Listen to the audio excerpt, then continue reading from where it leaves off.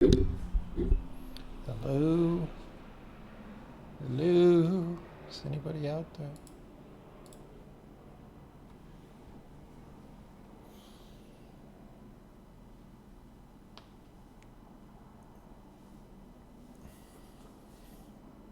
Yeah, I know there's a black box because I haven't opened the camera.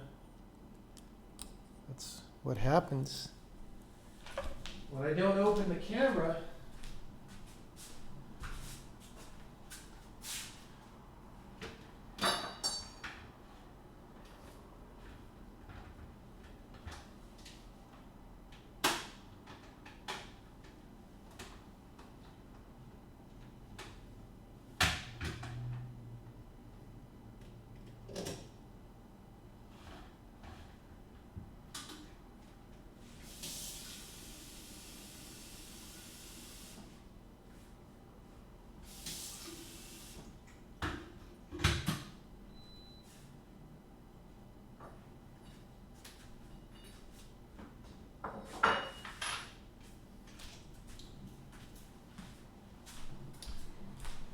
Before the stream, I am going to make some Singapore breakfast tea that I actually bought in Singapore. So it's authentic Singapore breakfast.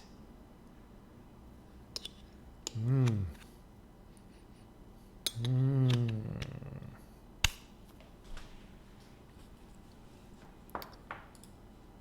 All right.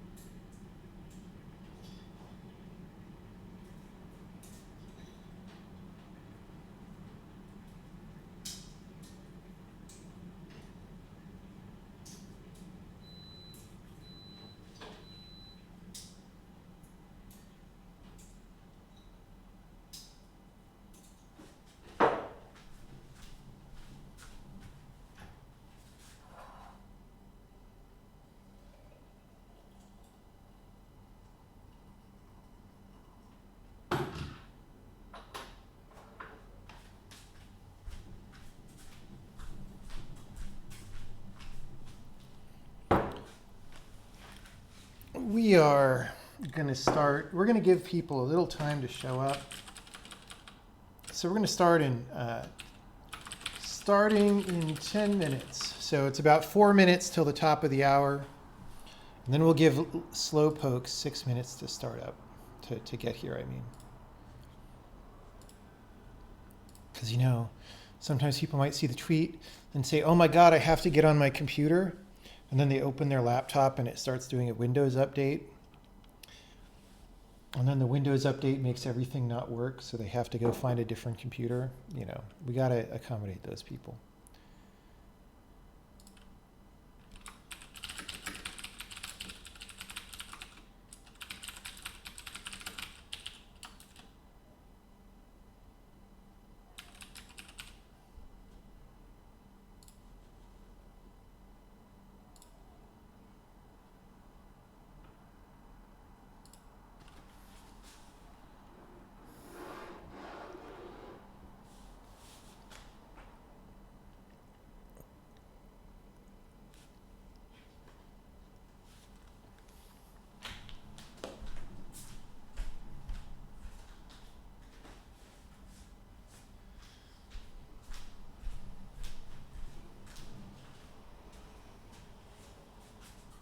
So what's going on out there in the universe? What is happening?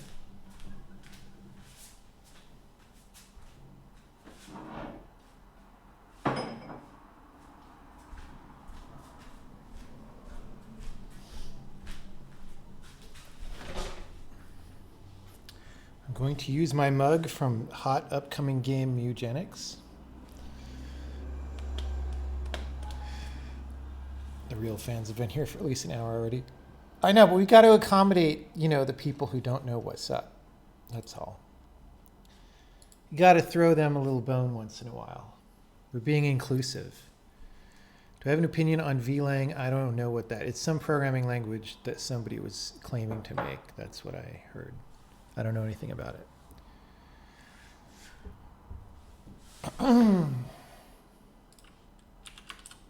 Not 710 minutes. No. 7 minutes.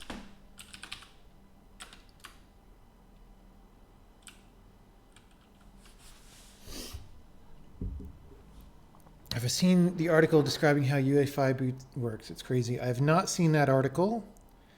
I doubt that I would be very surprised by how awful it is.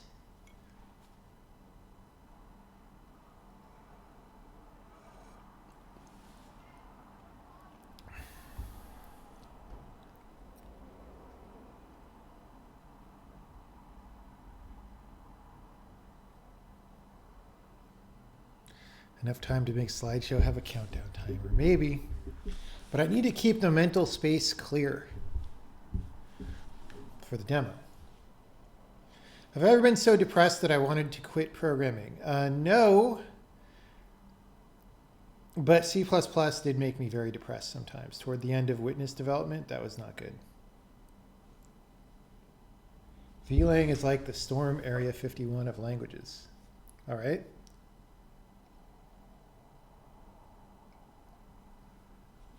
When do I think will be the point of no more speed? I don't think there will be a point of no more speed for a really long time, if ever, because these engineers are good and they're always coming up with new ideas. However, I think we will asymptotically keep losing our speed improvements. And again, I mean, people who are young today just have no idea. Like, in the late 90s, when I got into video games, computers were getting faster so fast. It was nutty. It was just straight up crazy.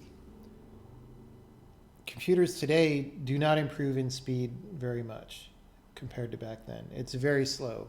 So we already, like to someone living back then, we already have kind of hit that point. Like, we have these computers. Now desktop computers get more CPUs, but it's hard to use more CPUs effectively, except on certain classes of tasks. So I don't know, you know.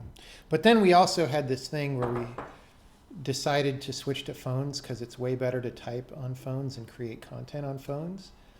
So then we had these years of phone CPUs getting much faster because they were following in the footsteps of all the desktop progress.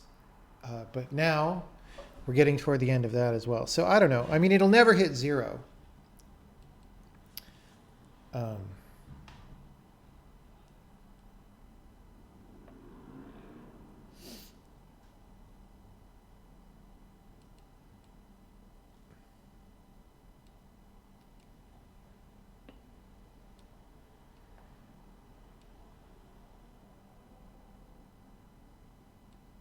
Iraq doesn't have any jobs besides web development, and it's causing you depression. Work remotely for someone somewhere else.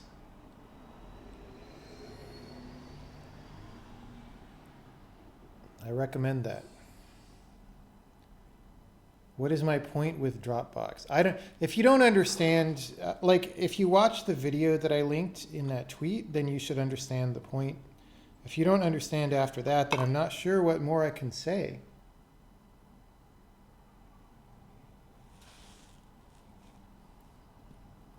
Why does everyone need to be a low-level programmer? Isn't it fine that only some fraction of programmers do low-level coding and have deep knowledge? Well, I'm not sure. It's definitely not everybody needs to be a low-level programmer. I don't want people to think that I'm saying that, okay? The problem is that for some amount of infrastructure that you deploy in society, a certain number of people have to be able to understand how it works and how to change it and how to improve it. And I'm not sure what that number is, but it's more than one.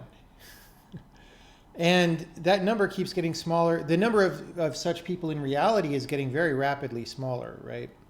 And so what happens when the number of people who actually understand what's going on goes below a critical threshold, which we may already be past for all I know. That's what I'm saying there. And also though, like if you're a company like Dropbox and you make the decision to do things a certain way from now on, own the decision. Admit what you're doing. Say like, you know, we're just giving up the capability to program at a low level. Don't say we're smart because this is more efficient. Just say like, well, this other thing wasn't working out for us. You know, it's just the spin that people put on these things is always in the same direction, and it's always very telling.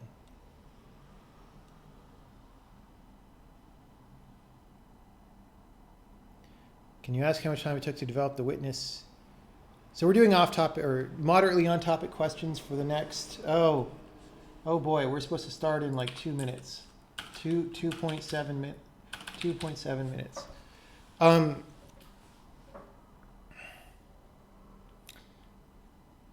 You can't really separate out the engine from the rest of development. We don't have those figures.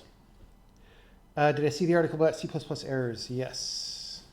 I haven't tried any of the errors, but I'm not surprised. Any thoughts on alternative architectures? Those are, of course, all a good idea to explore.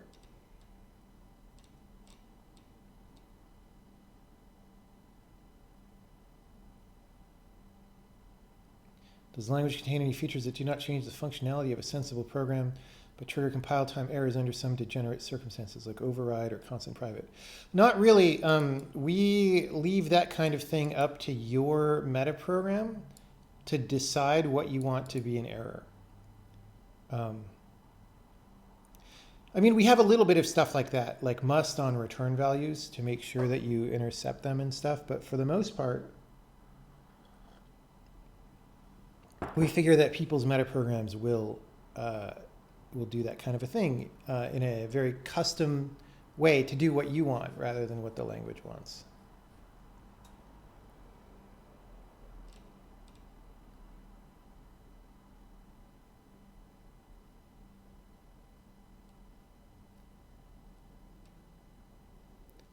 Should you know about list macros to understand this demo? Will you be fine? You'll be fine.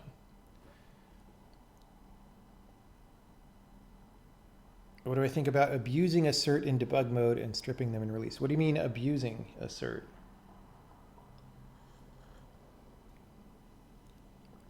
What does that mean?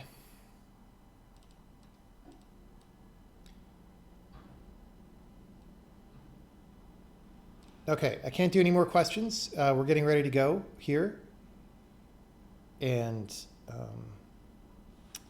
we will start in 1.173265 minutes. All right.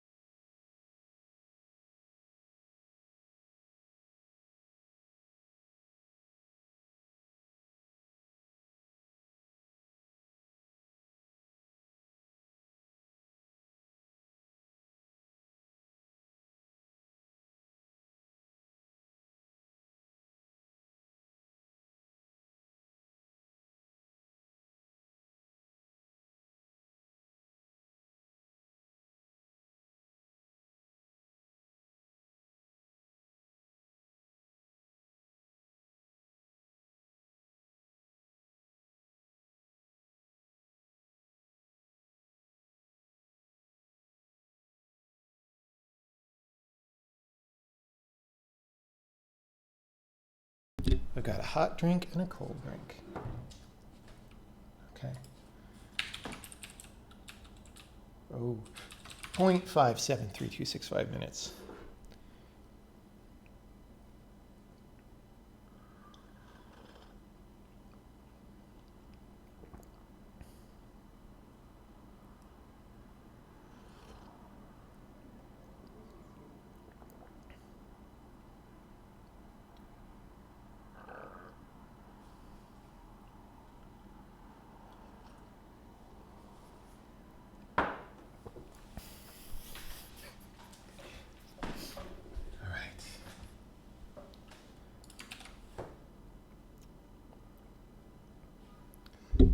Hello, everybody.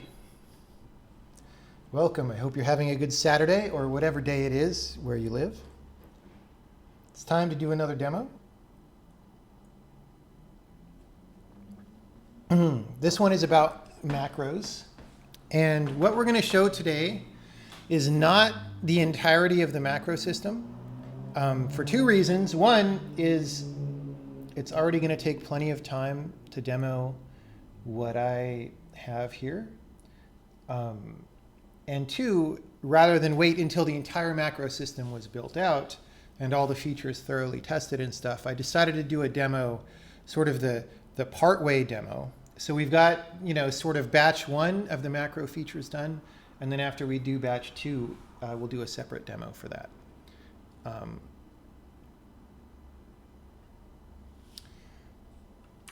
Is there anything else that I want to say? I think we're okay. Maybe,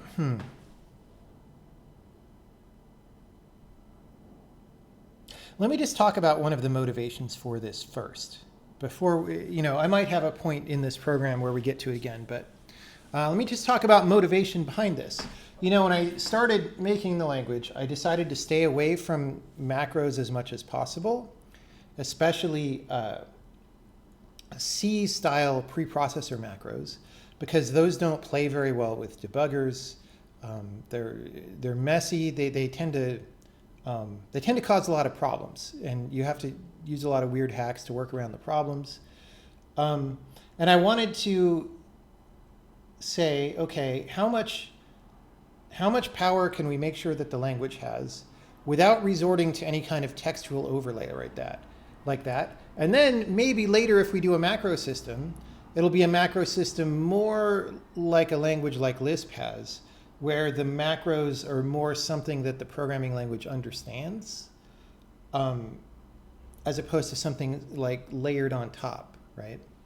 Layering is good because it lets you separate the things, but it's bad because the things don't know about each other. And when you're programming, you kind of want an integrated experience. If you're stepping around through code, you want to be able to step into a macro and step back out and so forth. So that had been my attitude from the beginning about maybe we'll do macros. If we do them, they'll be more like Lisp than like C. But we went for a long time without it because it was like, let's just see how good we could make the language without macros. But then at some point, I guess it was a couple years ago now, we'd have to look, we started to do iterators for data structures. And let's just go ahead and look at this data structure at first. We have whatever stream it was where I introduced iterators. It's on YouTube. And I go through this whole thing for like an hour. We're going to rush through it a little bit at the beginning. But like, here's a data structure. It's called a bucket array.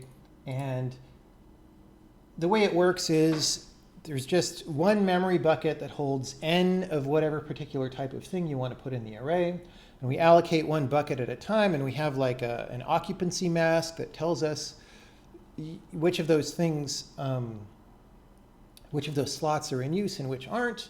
And so you can add new things to the array without reallocating the whole array, right? You can take a pointer to something in the array, and you can pass that pointer around, and it'll stay stable as the array is modified, right?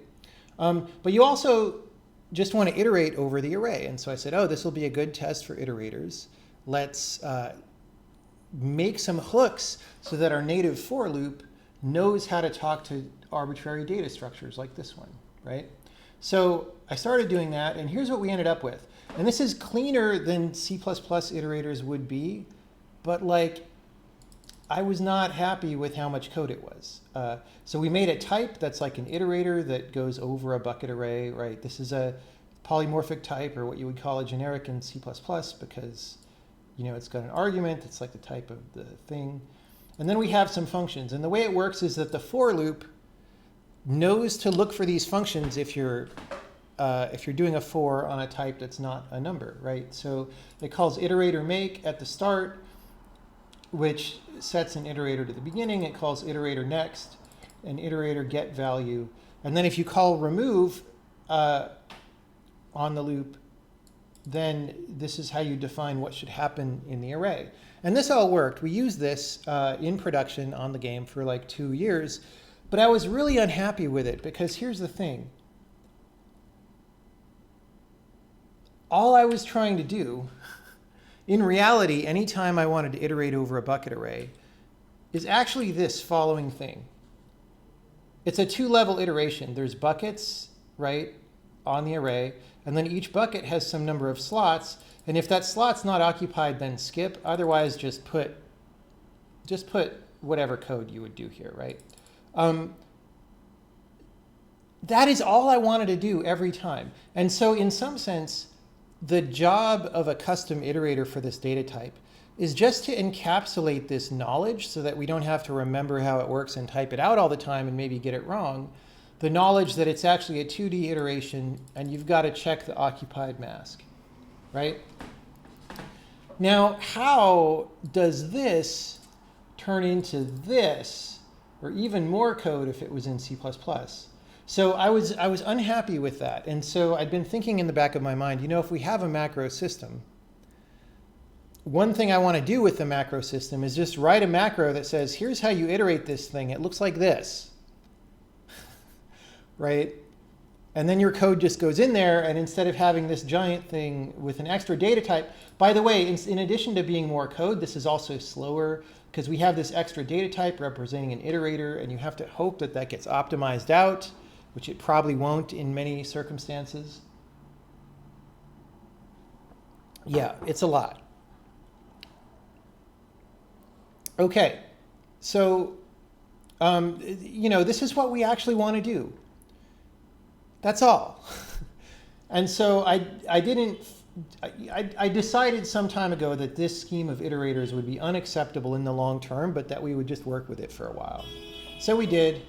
Wow, everybody's loud down there. I might have to close the window. That's what I get for living in San Francisco.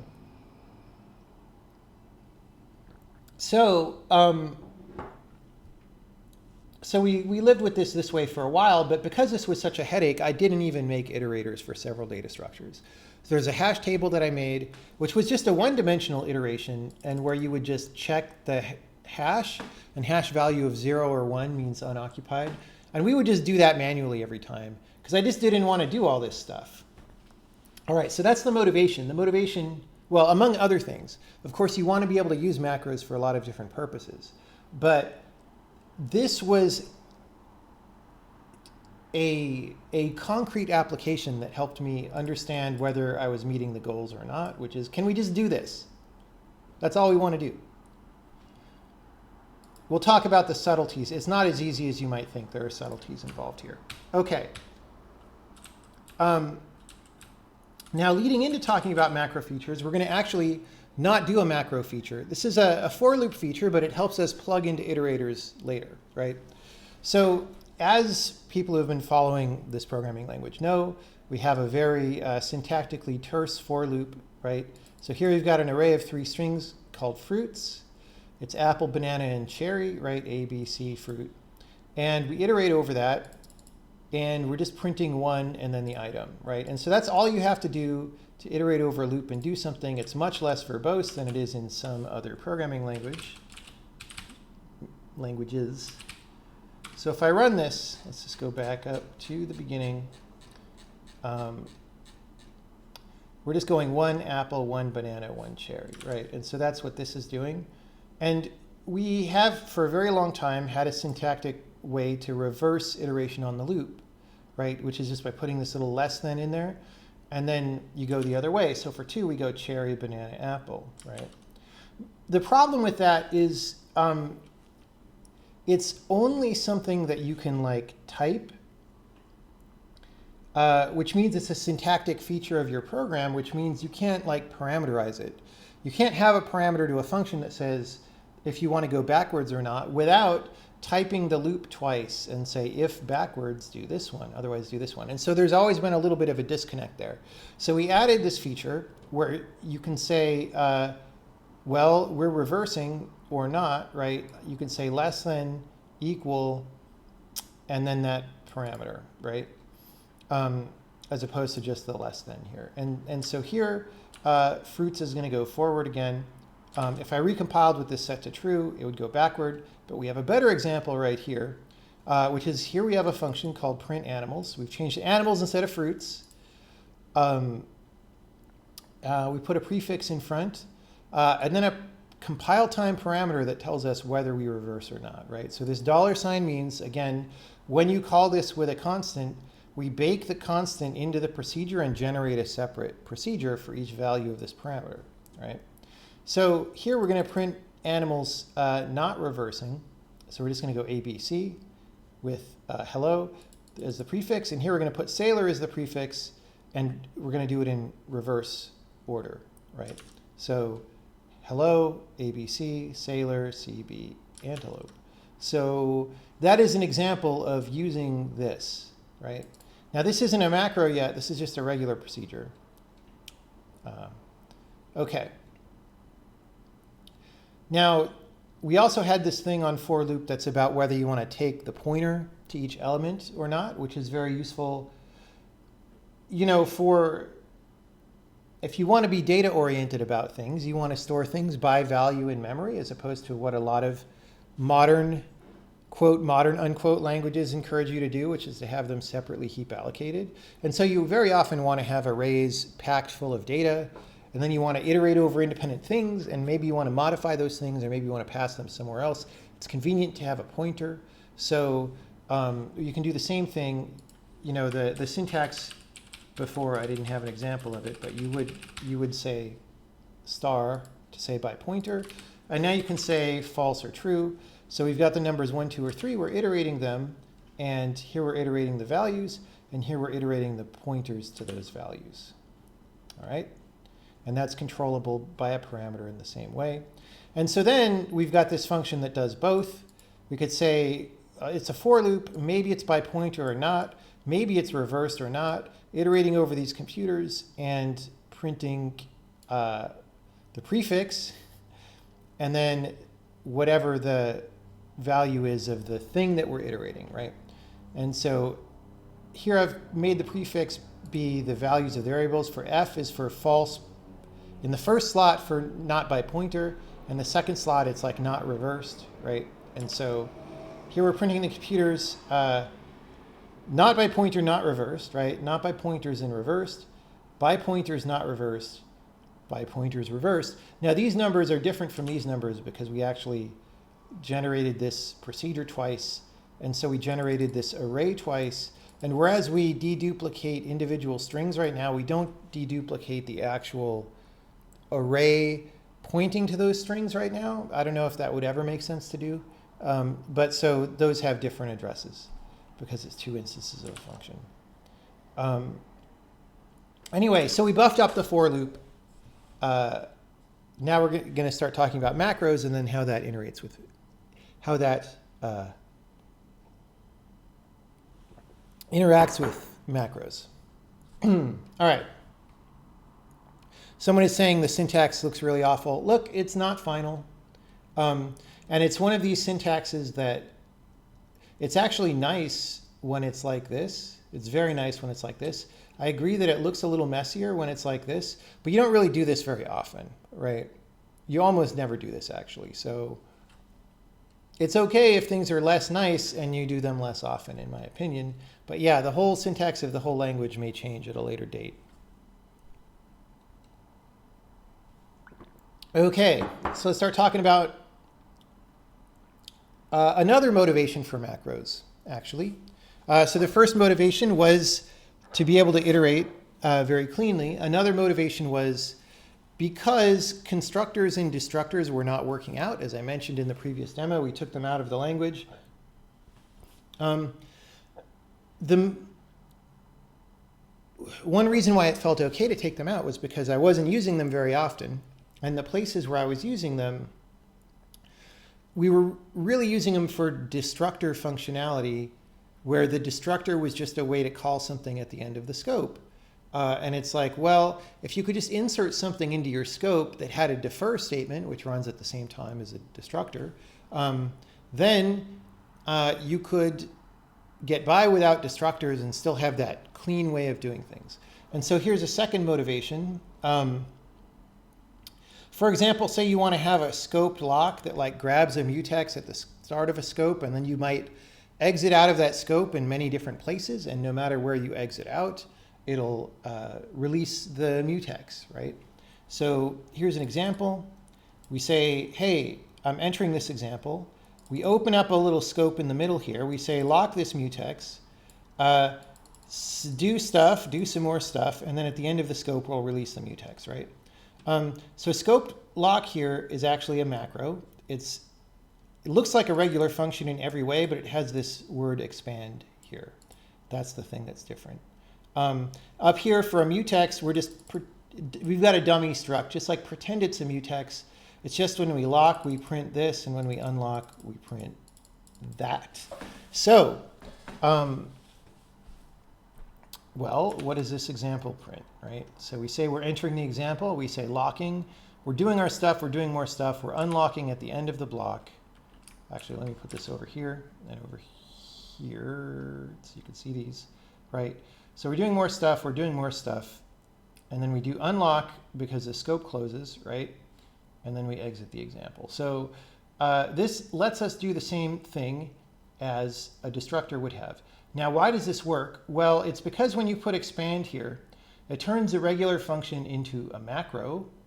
And it being a macro just means that these statements get inserted at the calling site like you might imagine, as opposed to living in a separate body somewhere that you call.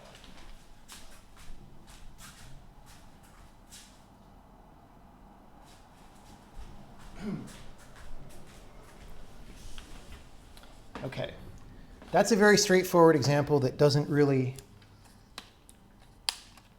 tell you anything yet. Because there's many different things that this could mean, like a C-style macro. Well, C doesn't really have defer, I don't think still. Maybe it does now. So we'll start getting into details of what's going on. So firstly, these are hygienic macros, just like in Lisp. So here we've got an example of a value. Let me just say what hygienic macro means. Hygienic macro means that just as if this was a function, right, it's got its own namespace with its own names for variables and stuff. And those are lexically determined by the scope of this. And when you use the macro, you can't see these functions or see these names. And you don't have to worry about the names. You don't have to worry about using things of the same name accidentally as the other thing, right?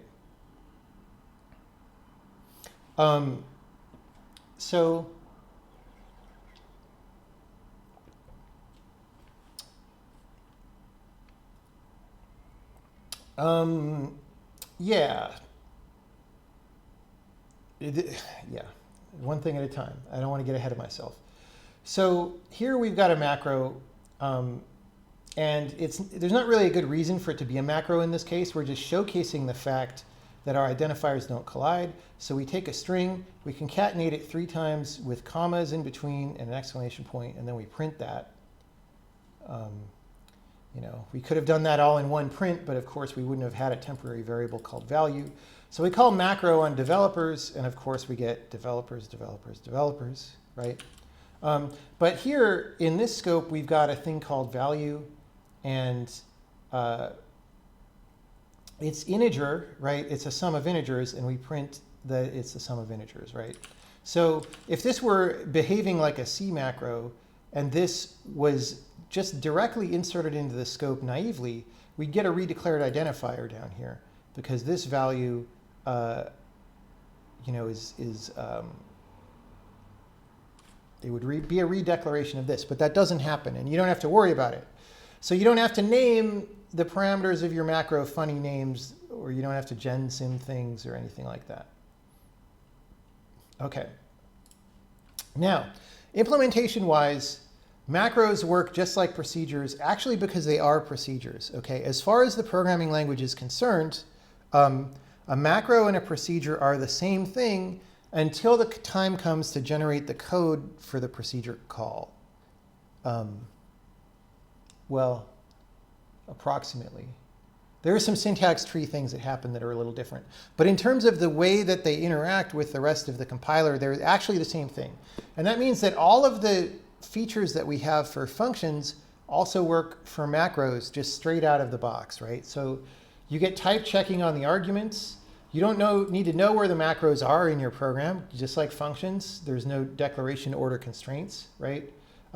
You can overload macros with other macros or with functions, again, because they're just functions. They could be locally scoped. We'll show a couple more features in a minute. Anyway, so here's an example. We have two versions of foo. These are both macros because they're marked expand. This one is not a macro. It can't be a macro, actually, because it's recursive. It calls itself, right? So then we have this thing. We're going to say foo of high. That's going to call this overload, right? We're going to say foo of 2.5, 3.3, which is obviously going to call this overload. And then we're going to say foo factorial, which has to call this one.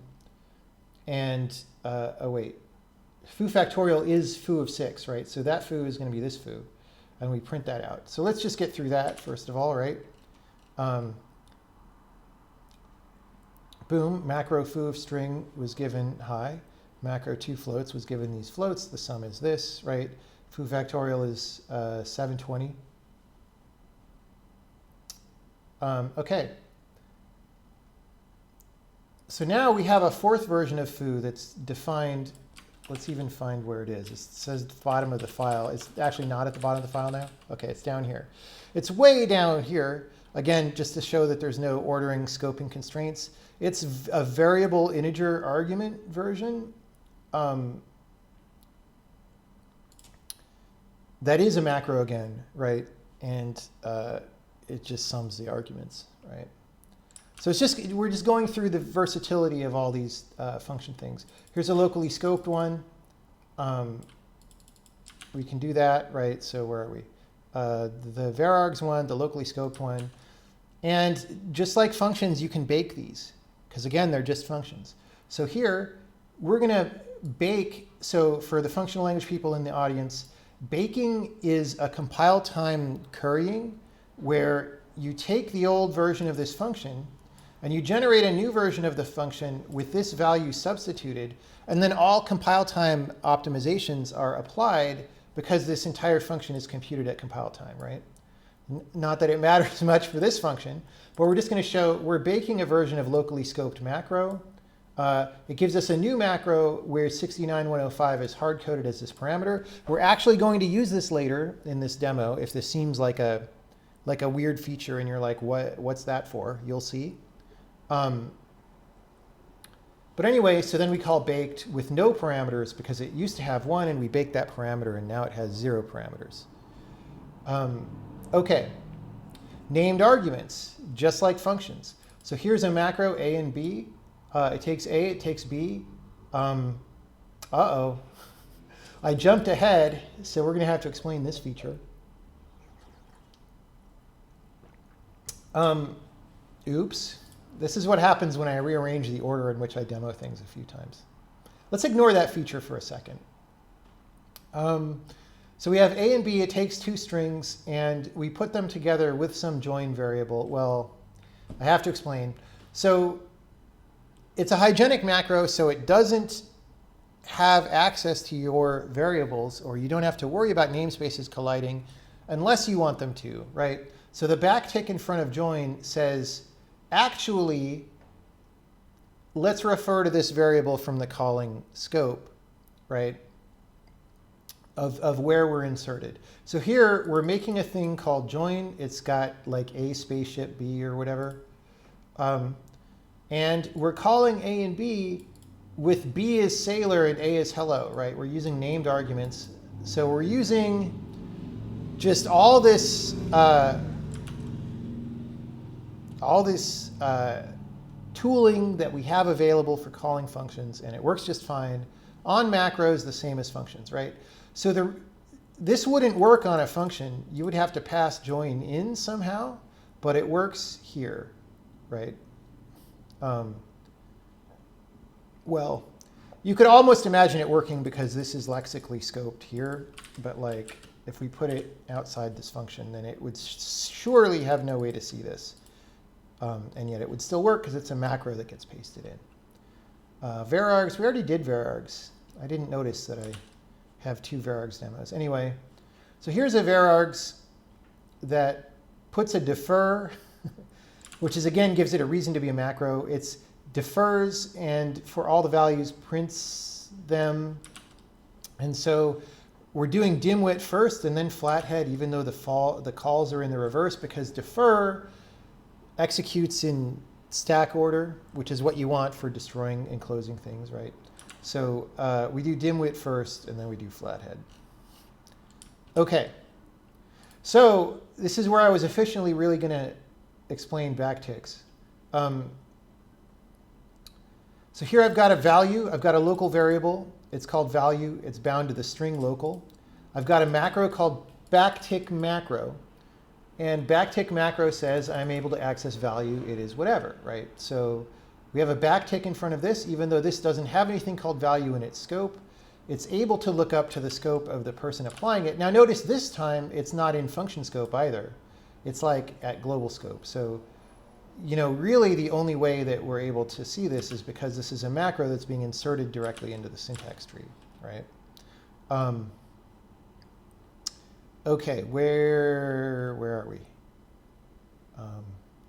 I am able to access value. Here we go. I'm able to access value. It is local.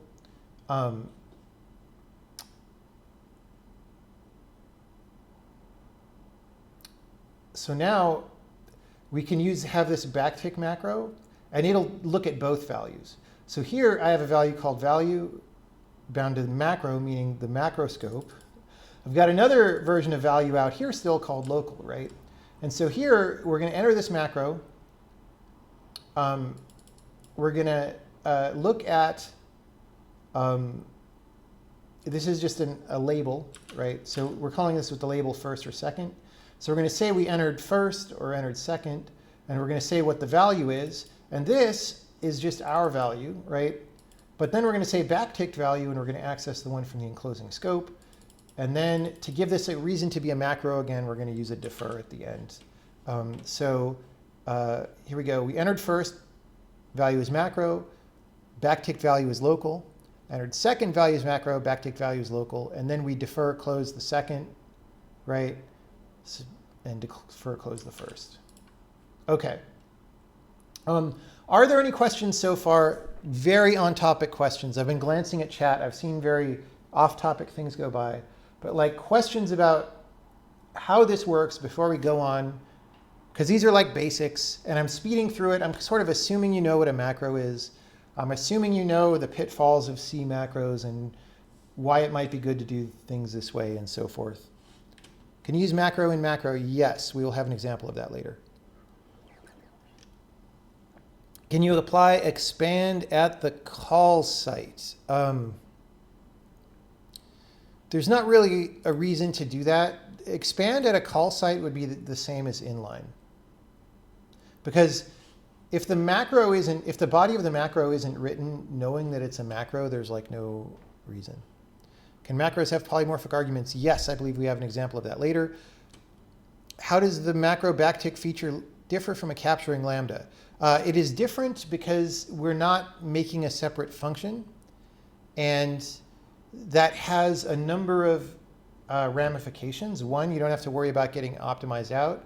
Two, you can use little snippets of code and pass them to macros in ways that are less bulky than you would if you had to make a lambda. We'll show that later.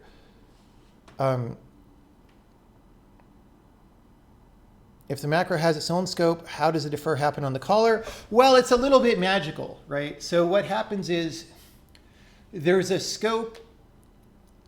The scope of the macro contains the macro's own names, but it's transparent to certain kinds of things.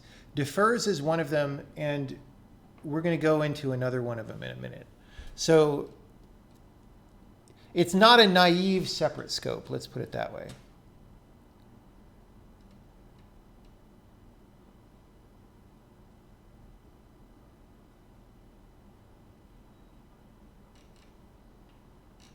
All right, there's a lot of questions. I'm just scanning really fast for anything that might, like a lot of these questions are about things I haven't covered yet, so I'm going to skip those.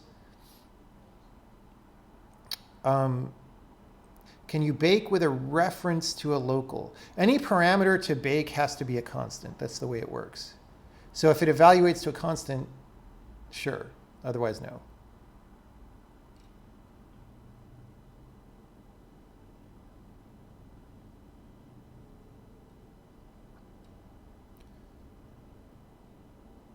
Doesn't the backtick feature make it unnecessarily complex? Wouldn't argument make the code clearer? Well, if you can write something as a function, write it as a function. Sure. The reason the backtick exists is to do things. Okay. The point of a macro.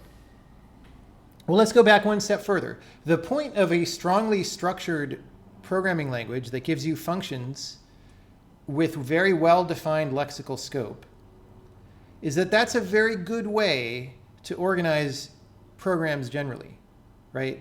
It cuts down on mistakes. If I use a variable, we don't just pretend it's empty string, we say it's undefined. Why? Because that cuts down on mistakes. It helps you produce code that is not very error prone. Okay, however, sometimes you just need a way to get out of that structure because it's much more efficient to do something outside that structure, or it's much more understandable even, right? That's why macros exist in C, is because sometimes you just got to do stuff that's not like functions, right? And that's why macros exist here. So if you're asking why all this backtick stuff, it's because it lets you do things that are outside of that normal system of strict lexical scoping, and that's useful. And we're going to show in the rest of this some of the ways in which that's useful, right?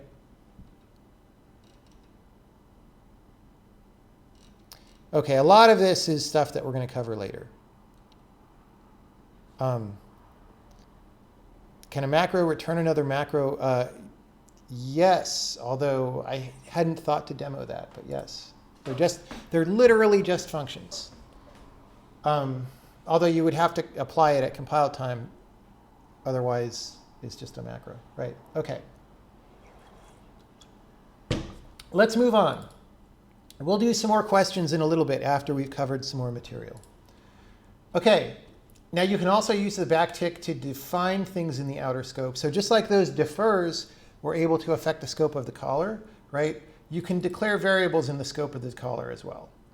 So here we've got this thing called definer. It's a macro. It takes a value. We define a variable called negation in the outer scope that is minus that value. And then we just do some other stuff. We're going to square it and print something, right? So we're calling definer on 42. And then we're also just printing negation to show that we have a local variable defined called negation. All right? So where are we in the output? Value is 42, its square is 1764, negation is minus 42, right? So by using this backtick, we're able to define something in this outer scope. So what these are, as I go through the things that you do with backtick and some of this other stuff, these are more structured ways of doing things that you would do with C macros. Like very often you might make a macro that like defines a variable because you just need that to do something, right? This is a way to do that where it's not just a textual insertion, so you could step through this in the debugger, for example, right? If you step into definer in the debugger, you'll go here, right? And if you're here and you say, where's the declaration of that variable, it'll know that it's here, right? That's the benefit of doing things this way, as opposed to just like doing an arbitrary textual rewrite on your program that your other systems don't know about. Are the backtick variables still on the stack? Yes. it would be on the stack of definer test here. Okay, so let's do some more stuff. We have a special new data type called code that represents an arbitrary syntax tree in the programming language. And macros can take these as parameters. And using this thing called insert, they can put them into the body of the macro. So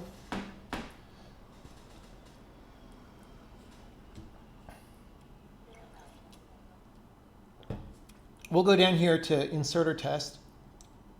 We're saying tripler. We have this directive called code that says make this syntax tree out of whatever's after. We're just going to put print hello sailor. We're going to pass that to the macro, right? The macro takes some code. It inserts it 3 times. So this is just a macro that basically turns one statement into 3, and then we call it, right? So we're calling tripler on hello sailor. We get 3 hello sailors, right? Now, you don't actually need this code directive if whatever is inside here already would have resolved lexically. Like if the variables and all that are already well defined, then the caller doesn't even have to know that this is getting converted to a syntax tree. He can just call. So you can just say tripler and then this thing, and it'll do goodbye sailor 3 times, like you see here. Now you can put arbitrary amounts of stuff in there. It doesn't have to look like something that you might usually be able to pass. So here we have a code directive. It's saying here's this whole block. Within that block, I'm defining some function called polynomial that takes a variable and computes x squared minus 3x plus 2. And then makes a variable, takes a random number between 1 and 20, and evaluates polynomial on that and prints that and the value, and do that 3 times. Okay, we're going to pick a random number every time because this is calling something that has global state. So here we go. Polynomial of 19 is 306, of 11 it's 90, and of 15 it's 182, right? So this just shows you we're passing in a piece of code. In another programming language, this might be something that you would have to make a function out of, right? Like a locally capturing Lambda or whatever. Here, we are not doing that, right? This is literally just being pasted into tripler. And then the result of that is being pasted back in out here. So you don't actually have to worry about wrapping and unwrapping functions. You don't have to worry about whether something is going to get inlined, whether a constructed function is going to get optimized out, or whether the abstraction for it is going to decide to heap allocate like happens with standard function in C++. It just goes, right? All right, so here's something just like tripler, except it's slightly different. It takes 2 parameters A and B, and it does A and then B and then A. So here we're calling that with it's pitch black, you're likely to be eaten by a grue, right? So pitch black, likely to be eaten by a grue, it's pitch black. Now,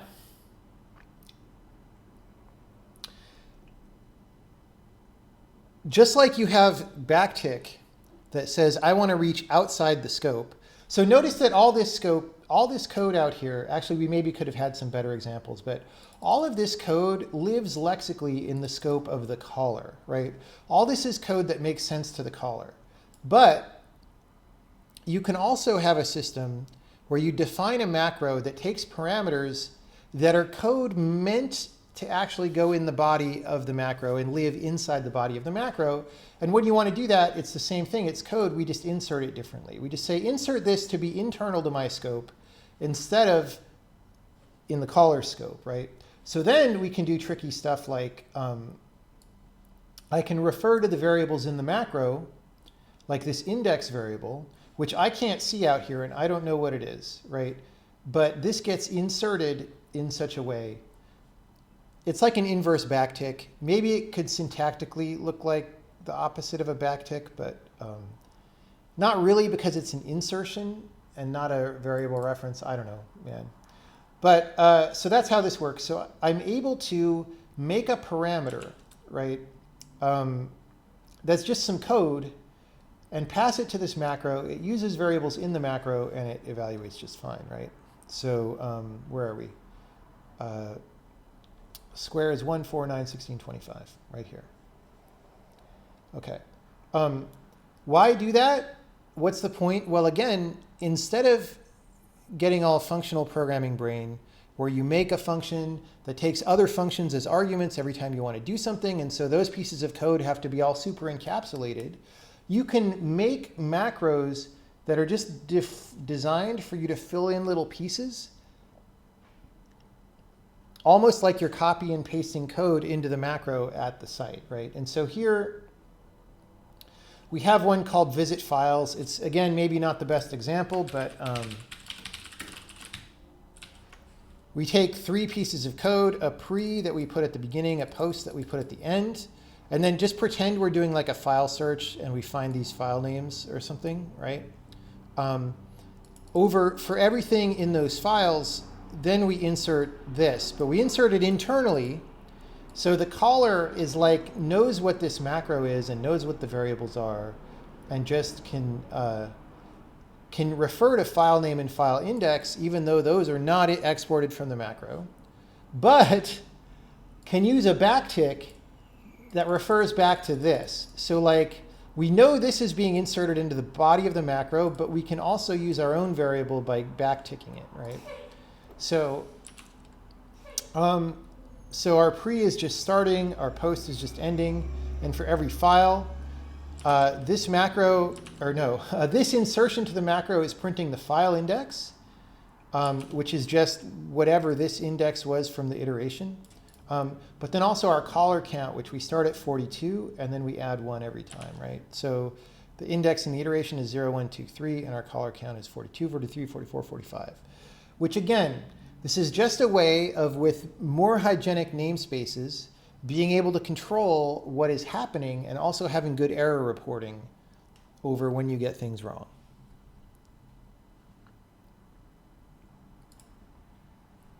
Okay. All right.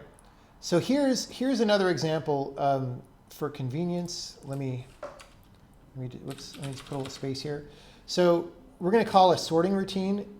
So we're going to make some numbers. We randomly generate them, and we say before sort, here's the numbers, right? So before the sort, here's the numbers. They're just numbers between 1 and 100, or 0 and 99, not in any particular order, right? And this is the index in brackets, and those are the actual numbers. So we're going to call this bubble sort. Now, you know, sorting in C and C++ is a giant annoyance because it's all based on like qsort from back in the C days, where you make a comparator function that takes like 2 types and it outputs a number that's less than 0 or equal to 0 or greater than 0. And then maybe in C++ you have templated versions of that maybe don't exactly use a function, but probably they do. It's all very Lambda brainy, and it generates relatively slow code. And it's just a headache. Like, look, sometimes I don't want to think that much. Sometimes I just want to like sort stuff. So here I've got this bubble sort, and I can just say bubble sort the numbers, and the sorting criterion is just going to be A less than B. Now I know in the macro that A and B are the 2 things we're comparing, so I'm just saying, you know, sort things so that it, you know, in increasing order, A is less than B, right? And then if I want to do it the other way, I could do A is greater than B, right? And I'm just passing in this code. This code is being inserted at this point in the macro, and the rest of the macro is a bubble sort, right? So after the first sort, the numbers are this. They're increasing. After the second sort, the numbers are this, right? So we can pass code that is very concise and succinct to a macro because it's just getting pasted together anyway. This doesn't have to make sense by itself as a function, if you know what I'm saying. We don't have to like lambda of parameter A of some type and parameter B of some other type and whatever, and hope that that gets optimized. We just say A less than B, right?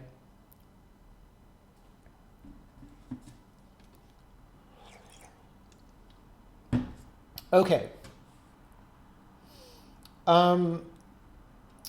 Let's get past our visit files and bubble sort. Oh, I did use this. Let's delete that comment. Okay.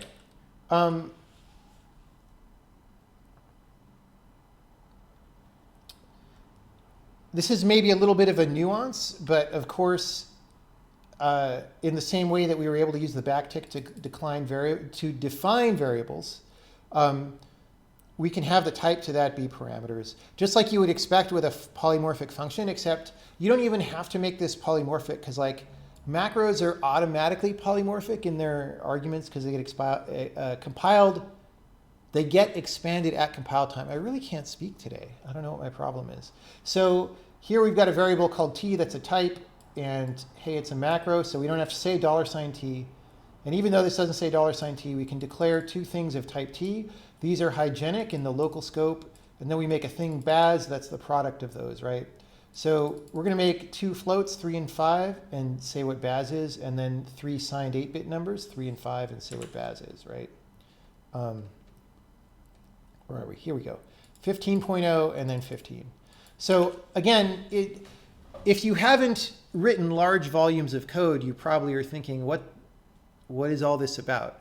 But like, this is the kind of stuff that you want to do sometimes when you want to do a whole bunch of things over and over that are a little bit different, but not that different. And you want to be able to control the differences, but you don't want to have to be like calling functions. You just want to like declare some variables or whatever, right? This is how you do that. Okay, now I started out by talking about for loops, and now we're going to get to the for loop part. So for loops now, instead of having this protocol where they call make iterator and then get value on the iterator and next on the iterator, the for loops now, when you for over a custom type, it just calls one macro. It's called for expansion is the default name. We'll see in a little bit that you can actually change the name. We're just going to, oh, I already did that. I have a comment here to look at the old iterator stuff, but we did that at the start. So if you want to iterate over any type, you define a thing called for expansion that's got 4 parameters. It's got the thing that you want to iterate over, right? The body code, which is what the for loop passes in, that's the thing that you want to paste in order to iterate. And then 2 control variables that says whether you want to take the pointer to each thing and whether you want to reverse each thing. You don't actually have to support those. You're free to ignore them. But part of the protocol is that those are passed to you, right? So here we're just ignoring this by pointer and reverse stuff.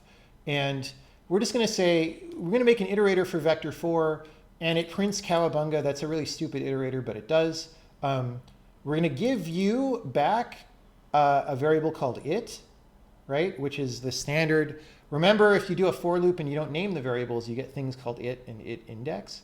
So this is saying, hey, you have a thing called it that gets v.x, and then we're going to insert the body of your iterator, which is this thing, right? And then we're going to assign it to v.y and insert the body in v.z and insert the body in v.w and insert the body. This is a really dumb iterator. But it's just showing you how this macro functionality that I've talked about so far plugs into the for loop stuff in a very simple way. So here we go. We assign x, y, z, and w here, and then we for over this, and we get those. And there we go. That's all we had to do to make a for loop was this. It would have been way more painful and annoying to do it using an iterator making scheme. Okay, let's go back to the bucket array. Remember I said at the start of the stream that this is all we really wanted to do when we for over a bucket array, right? The actual iterator is a little more complicated, but not that much more complicated. Here it is. And in part, it's more complicated because we're handling taking things by pointer and reversal. But this is the amount of code that it is. Actually, it's got a little bit extra because this is like a feature that we wanted to use in the Sokoban game that doesn't really have to do with actually iterating. So really, without our hard-coded thing, it would be that.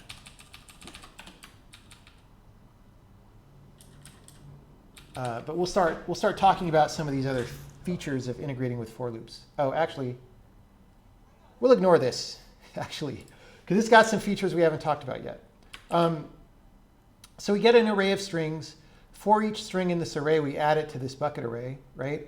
We're just going to show here that it works. So for every item in the loop, so note, first of all, that we're renaming. This is not called it. This is called item. And so part of the protocol of how for interfaces with a macro has to negotiate that name. But so every item is called item. We're going to use a defer to say this should print at the end of each loop. Then we're going to say we're about to say something about x. And then we're going to go 4 times and just say x is whatever, or 3 times. We're just going to print x is 1, x is 2, x is 3 for each item. We're not printing this string at all. Let's print the string. Like we should use the item, otherwise why are we frickin' iterating over the item, right? Okay. Maybe that makes this less readable, I don't know. But so we go, there are 69105 leaves in the pile, right? So we're iterating each of those things. We are about to say something about x. We do it and then print at the end because it's a defer, so it gets popped down there. However, remember at the beginning we said there are some subtleties. For example, if you're going to iterate over this bucket array,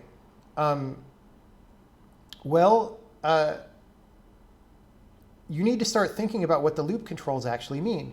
Because if you replace a one-dimensional iteration with a two-dimensional iteration, break and continue need to start doing different things. Because a continue, maybe it's fine if it goes in the inner thing, and a break maybe needs to go to the outer thing, right? Those sort of, the iterator knows what's right. Like your data, it's probably different for every data type, but the for loop needs to let you interface and control with that stuff. Let me just show for right now that that works in a very basic way. So here I've got my, okay, so let's clarify what's happening here, right? This A is our bucket array, which means this for loop is a custom for loop that calls our equivalent of this iterator. This for loop is not a custom for loop. This is just over integers. So down here, we don't want to continue over the integers. We want to continue out of the main loop. So let's first of all show that that works. And if it works, we won't print 2 or 3, because by continuing out here, we're going to skip 2 and 3 after we do 1, right? So hopefully I'm just not totally lost in the weeds and people get what's going on. But here you go, x is 1, x is 1, x is 1, x is 1, right? Okay.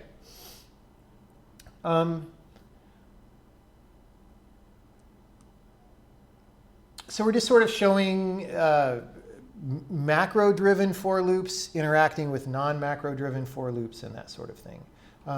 Let's show it working with these, right? So first, we're just iterating over the bucket array, just printing out all the things with an index. So we're not doing our inner loop, right? So we're saying there are 69105 leaves in the pile. We're going to iterate in the reverse direction. We get this handy, very terse syntax that I like using. And when we do this, what happens is, let's go back to our actual thing. What happens is true gets passed in this parameter, right? And then remember, as we opened with, we are able to do this thing very tersely to control the direction over which we iterate the loop. And for this data structure, it happens to be correct that if we want to reverse, then you reverse the outer loop and you reverse the inner loop and you just go, right? And if you want to take things by pointer, similarly, this thing right here. And then this, like I said, that's our own thing that we use in the game.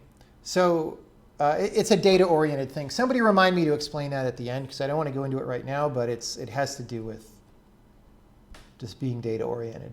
Okay, so we go forward, we go backward, and we go by pointer to all these elements, right? And so we have a very nice terse syntax for doing all these things. Now there's this name remapping that happens that I've sort of been tangentially referencing here, right? So here we have a two-dimensional for loop. These are both custom for loops that evaluate that macro. So we're evaluating this macro here. That gives us 2 dimensions of loop. And then we're doing it again inside, which gives us another 2 dimensions of loop. So we've actually got a 4-dimensional iteration here. And in this version, we're going to break S2, which should break actually from here. And here we're going to break S1, which should actually break from there of the outer loop and not the inner loop. And so first let's show that that works, and then let's talk about how it works. So here we're going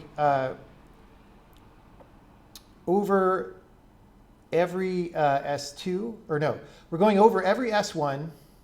Let's talk about what S1 and S2 are.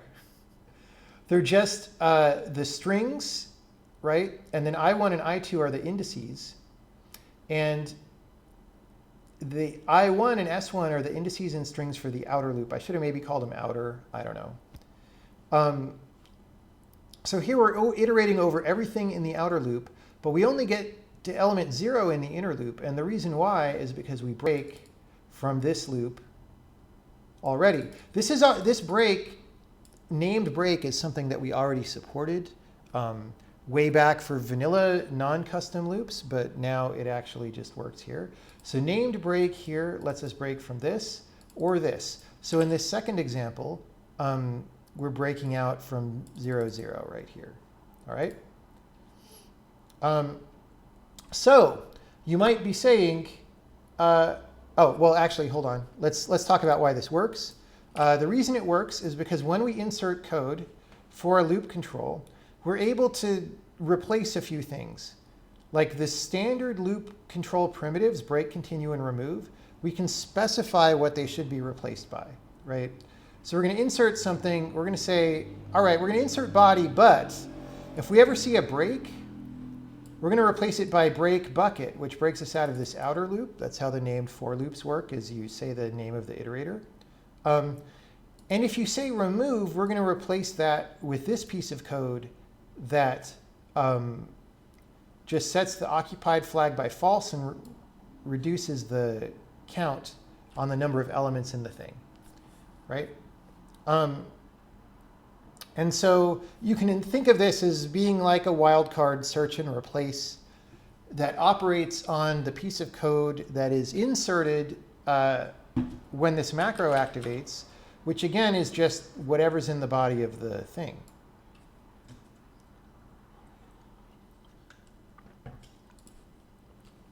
Now, why does the two-dimensional one work? Because like doesn't this,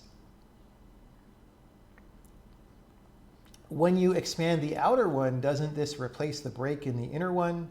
And the answer is I think the answer is, oh, we only,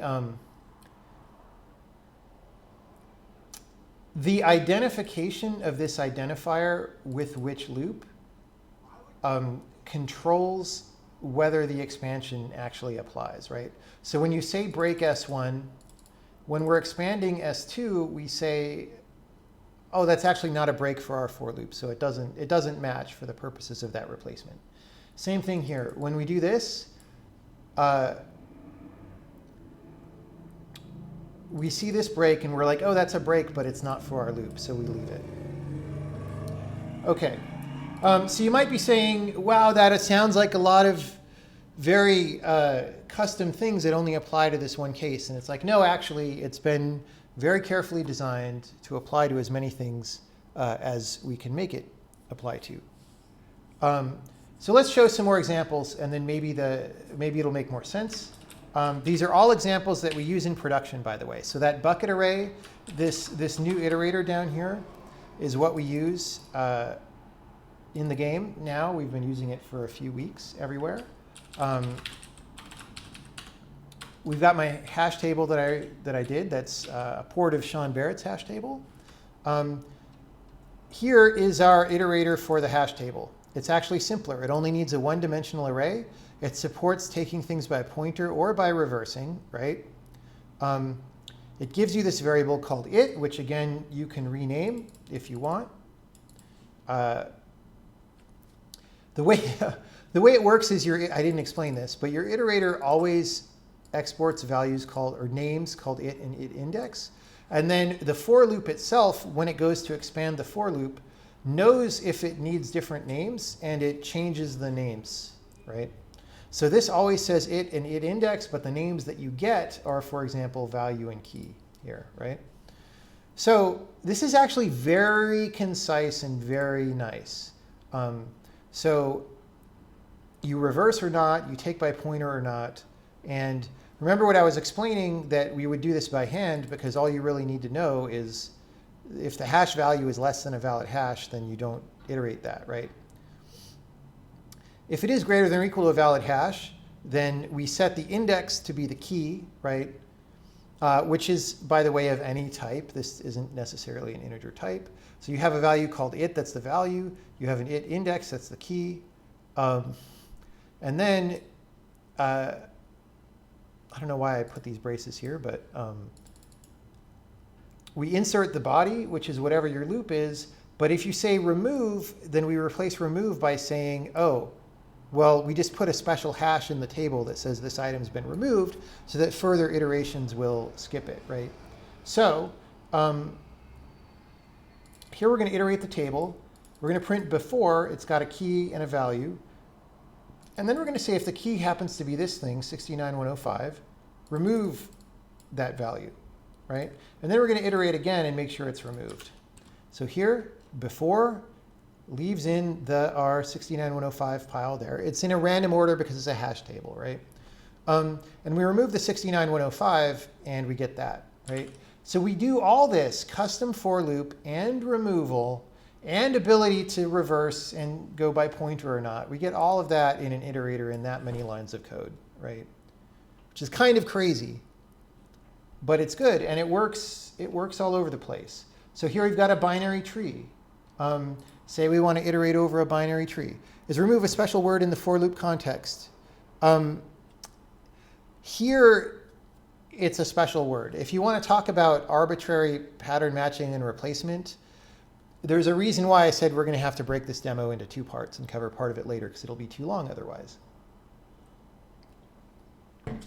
Okay. Iterating over a binary tree. We're making this thing called a tree node. It's a polymorphic type that takes any value type, right? So it's got a left element, which goes to a tree node, a right element, right? This is a very textbook binary tree. Because we're going to be data oriented, we're going to have an array of nodes instead of newing them. So we've just got 6. We're going to make names for them, A, B, C, D, E, F. And then we're going to set up the links in some way. And we're going to give the values, right? So the values are all names of famous countries like Belgium or Albania or France. And we're just going to iterate over these and print out the values. Here we go. What's the iterator for this? Well, we have it down here. It's just a map. We don't bother expanding, we don't bother supporting reversal right now because this isn't a particularly ordered traversal. So we just assert that you didn't call it with reverse true. We just pop a tree node on the stack, and then we have a while loop where we pop a tree node off the stack. If it's got a right neighbor, put the right neighbor on the stack. If it's got a left neighbor, put the left neighbor. And then, well, if we want it by pointer, define it to be the pointer to the current value. Otherwise, define it to be the current value. And then insert the body, right? So here's a for loop expansion for that for loop. That's, again, very simple. This is pretty close to the minimal code that you would write for a pre-ordered, no, this is a in-order traverse, no, pre-order. I don't remember. I think it's pre-order. My textbook traversals are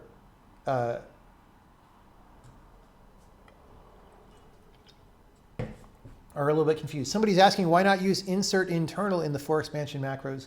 The reason is because you don't want to think about, the whole point that this is a macro that lives somewhere else is you don't want to have to care what the names are internally.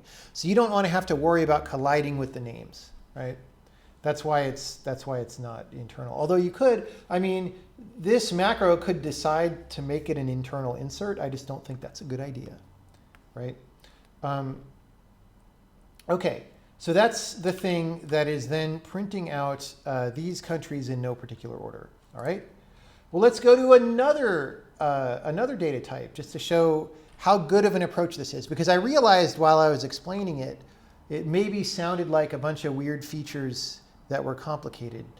But it's actually not that much once you know how it works. And it applies to a lot of different cases. So here's another thing that we use in production right now, bit array, which is a data type where if you just want to have a whole bunch of Booleans, effectively Booleans, then you maybe want to pack them into an array of 64-bit numbers, right?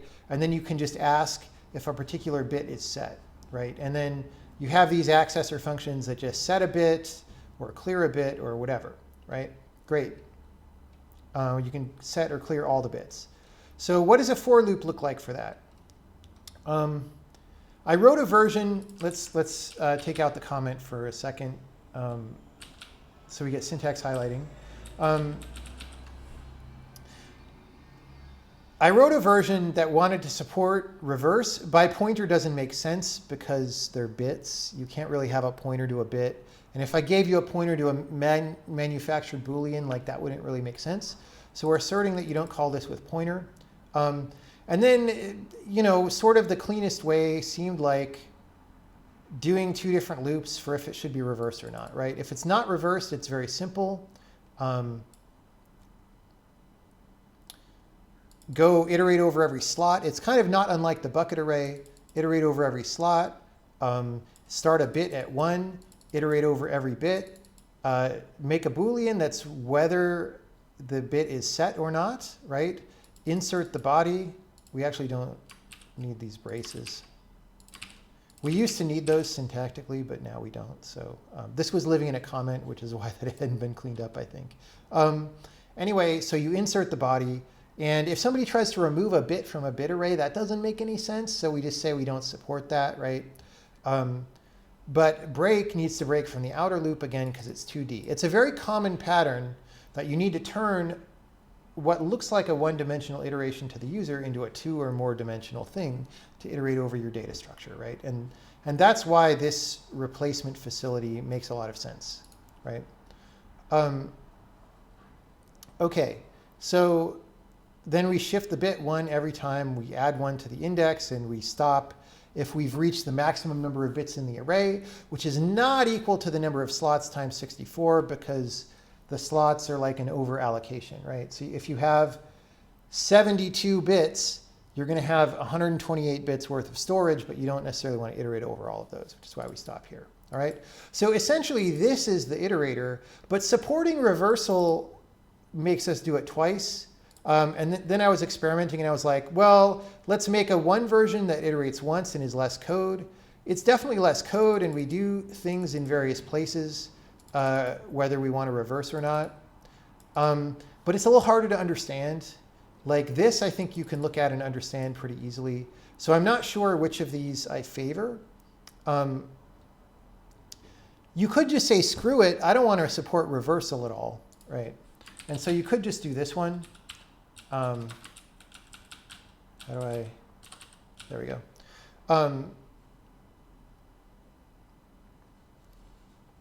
And maybe this is the right answer, actually.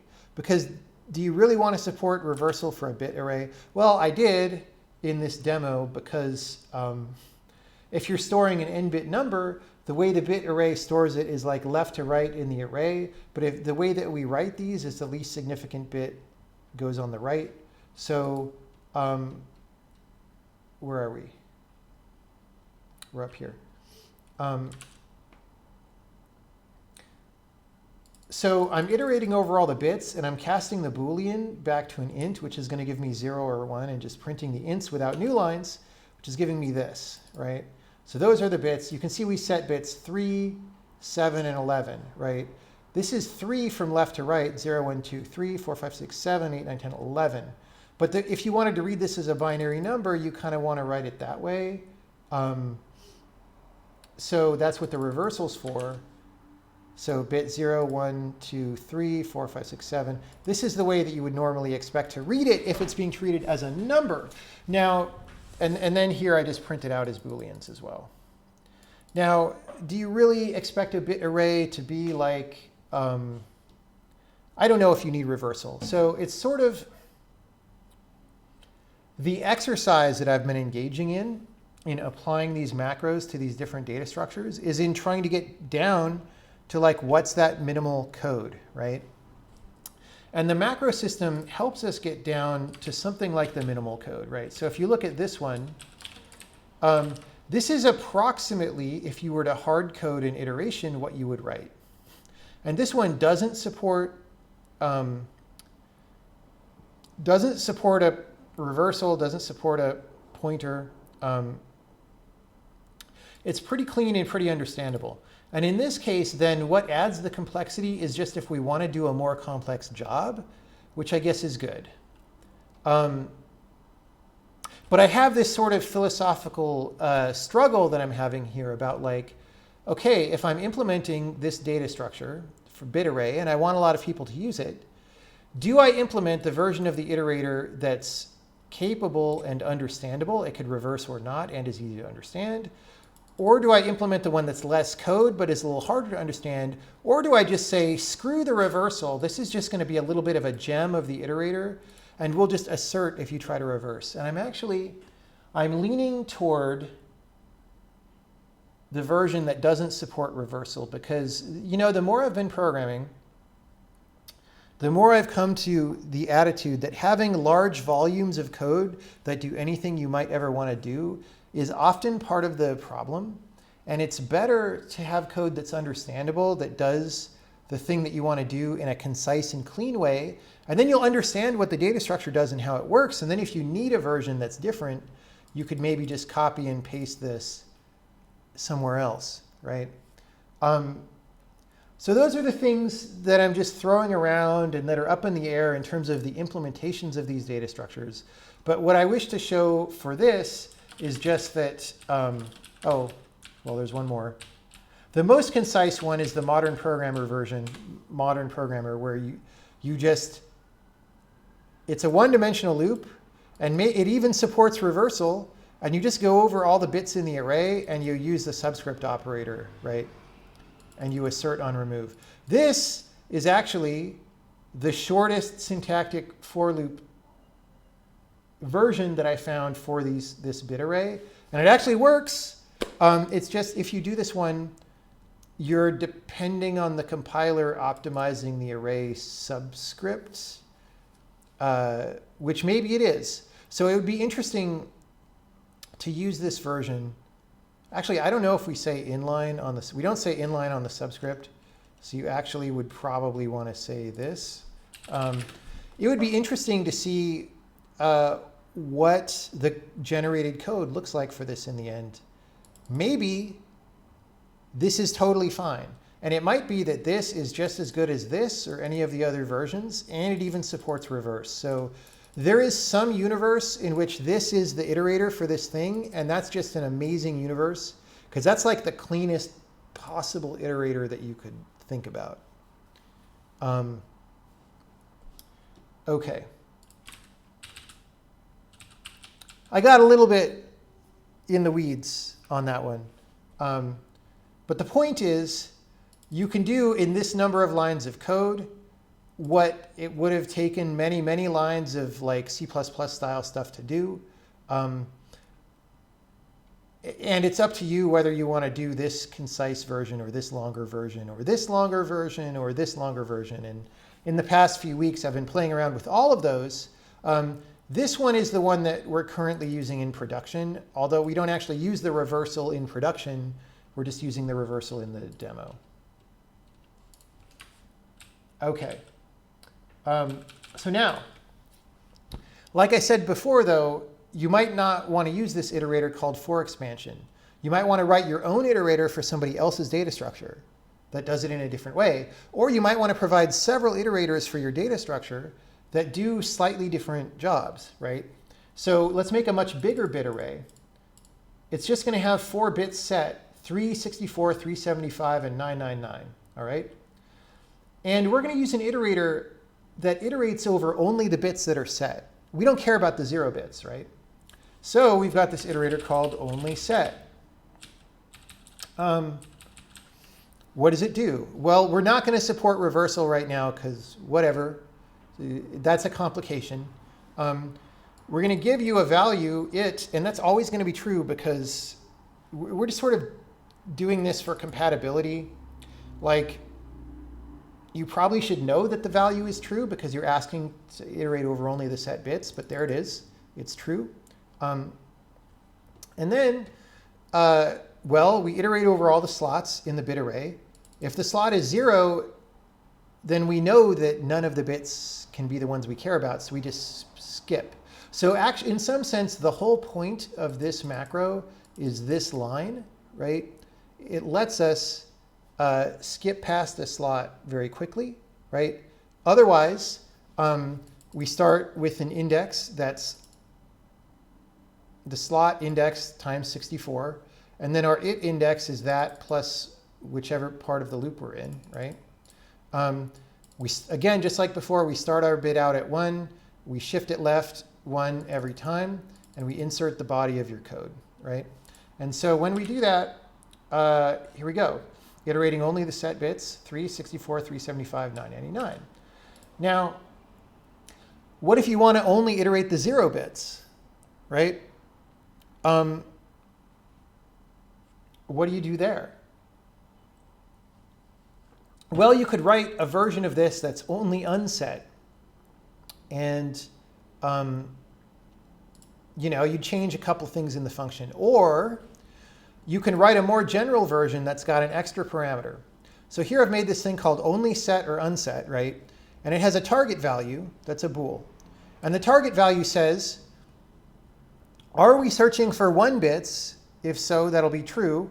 Or are we searching for 0 bits? If so, that'll be false. And I was able to do this for this data structure with almost no additional code, right? Here's what we do. Again, we set it to our target value now, which would be true or false. And it's kind of stupid that we do that. But again, it's just convention that we're giving you a value called it every time. And then the only change between the previous version is if target value is false, we flip all the bits in the local value of the slot after we read it. So we don't modify the original data structure. This is a static if that gets evaluated when the macro gets inserted. So it has no runtime cost at all if this is false because it's not even there. If it's true, then the only cost is this additional instruction.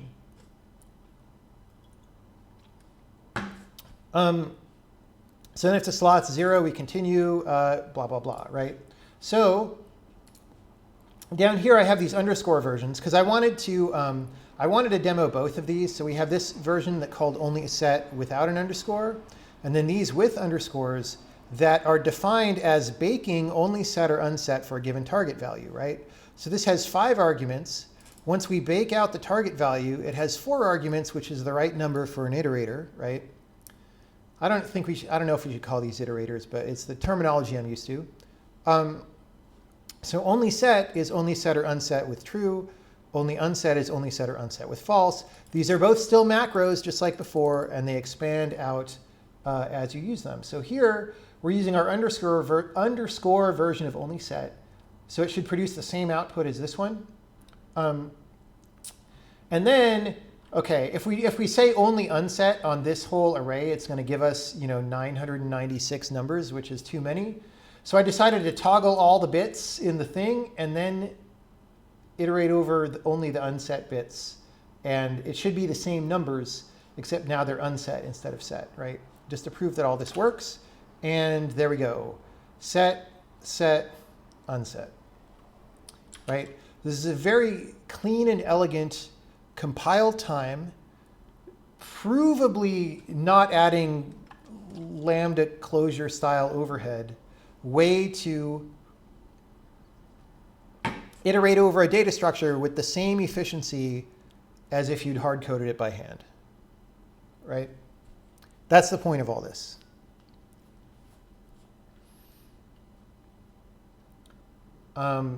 Okay. These actually, by the way, when I do these assertions, these probably should be compile time asserts, because then you know when you make the mistake. So here we compile, but if I decide to try to reverse my only set, this should give me a compile time error. Oh, it didn't. Oh, wait. Did that one? Sorry, this is the other version. I got confused by the naming. This one is this one, which still only has the runtime asserts. I had a little demo panic there. All right. So there we go. Compile time assertion failed. Here, we're asserting that it's not reverse, right? And so then if I do that, but I do this on only unset, again, we'll get a compile time assertion. Line 232 this time instead of 207, right? OK. This is great.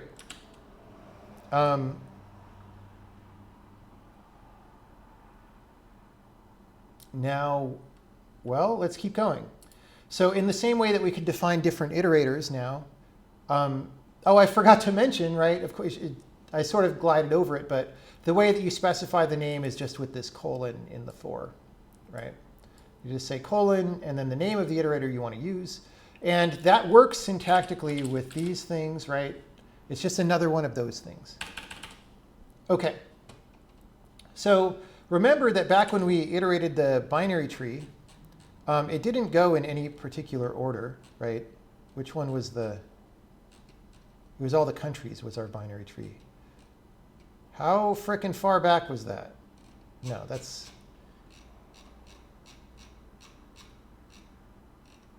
OK, it was here. So we were iterating these, but our iterator wasn't trying that hard to be ordered. So, and in fact, it was like a pre-order traversal, I guess, which doesn't really mean that much in terms of treating the tree as a sorted thing, right? But back when I did my hand concocted tree assembly, I assembled it so that the countries would be in alphabetical order if you did an in-order traversal left or right, which is also what the output of a binary tree constructor might do, right? So here, instead of doing the pre-order traversal, we can do the in-order traversal on our tree root and print in order, and you note that we get the countries in alphabetical order now, right? Let's look at that for a second. It's very close to the same thing. It's just a different iteration.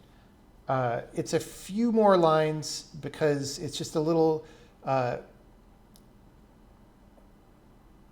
So when you take computer science class in college and you learn about binary trees, you learn about pre-order and in-order and post-order, and they're usually defined recursively.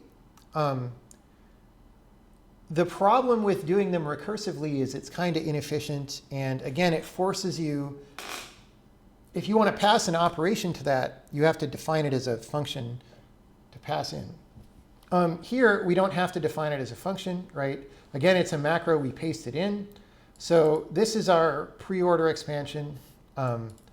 This is our in-order expansion. And the main difference, aside from slightly juggling things around, is that you basically chase down the left side of the tree first whenever you can, and then you go to the right when you can't go left, and you recurse back up. Anyway, so this is an iterative version of a pre-order traversal, iterative version of an in-order traversal. All right. So what if we want to be able to reverse that?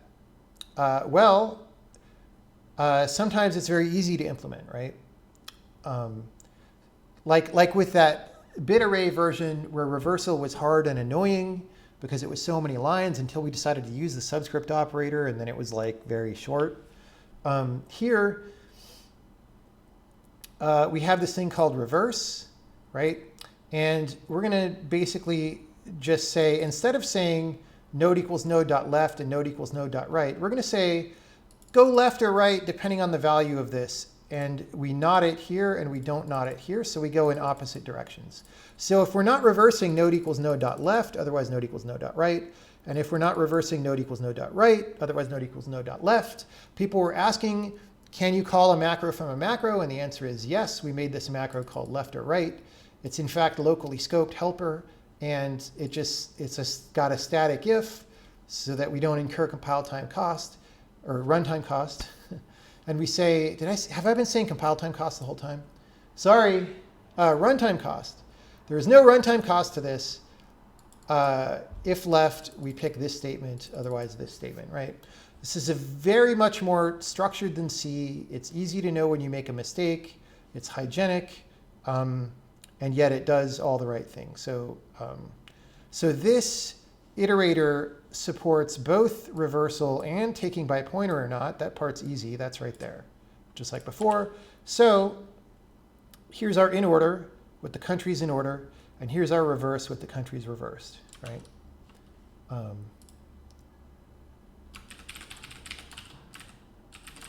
Whoops, that's done right there. And I think, oh, that's almost everything I wanted to demo. There are some questions like, what happens if you concoct infinite insertions? So for example, here I've got A and B. I don't actually use A in here, or I don't actually use B, sorry. I just insert A. I don't know why I put B. Oh, right. Yeah, it's there. Let's do this.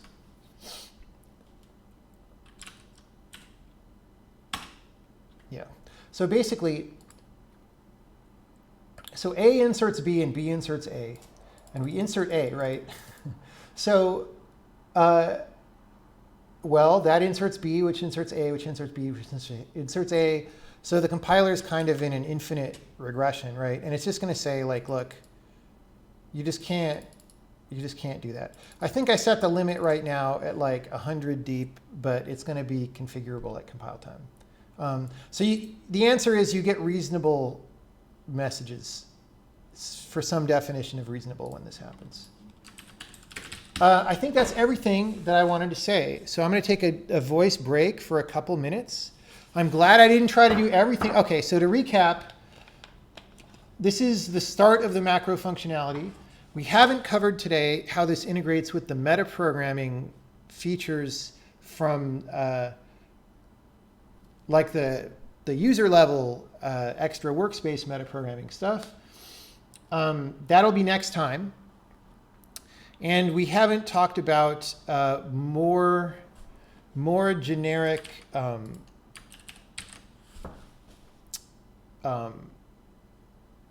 like search and replaces on user code. The only search and replaces we've demoed today are these. That's also going to be next time. So don't really ask about those. If you have other questions, question and answer time. Address questions to me for max visibility. And I'm going to take a 4-minute break and just make some new tea and stuff and get my voice back. And then we'll continue. So back in a second.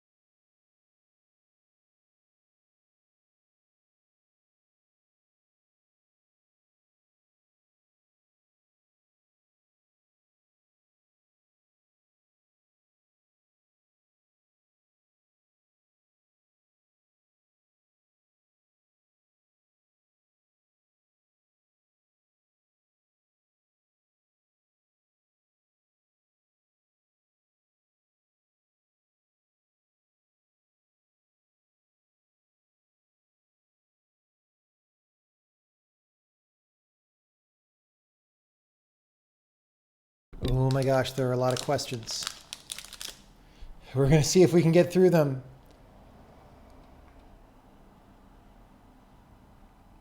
Someone says, where's the backtick on node?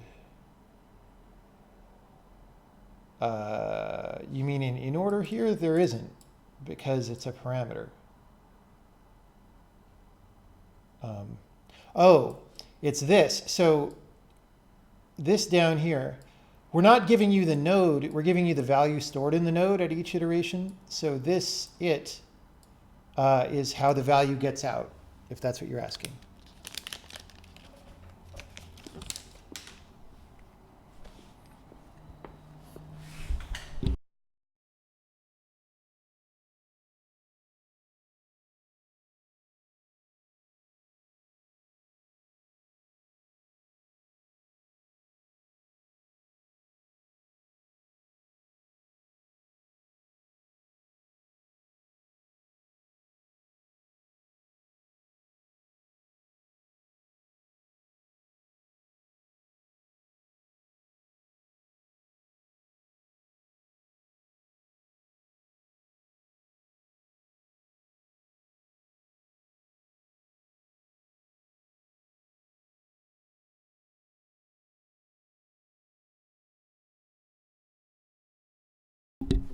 Someone says, defer print, remind me to talk about the always for loop by pointer flag. It's a data-oriented design thing. Okay.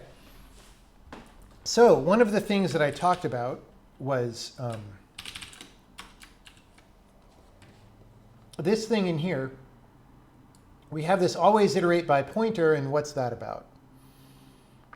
And, well, that's a value that it's actually a compile time parameter that we put on the bucket array. And by default, it's false, so that whatever you get when you iterate is whatever value you put in here, right? But, like I say, if you want to be data-oriented, you want these buckets to contain things by value and not like pointers to things that are stored somewhere else, right? Because those indirections are what makes your program really slow and complicated, actually. However, in our game, we always think about entities as being entity pointers. Let me show you one of the main, actually the only place where this is set to true is in our entity manager. Whoops, wrong source tree. So I'm not sure why I import that here. Probably don't need to. So here we have this thing where we say it's a bucket array of 100 entities per bucket. And by the way, iterate this by pointer. And what that does is it just lets us, when we do a for loop, we don't have to put the pointer there, but we'll get a pointer to the entity back.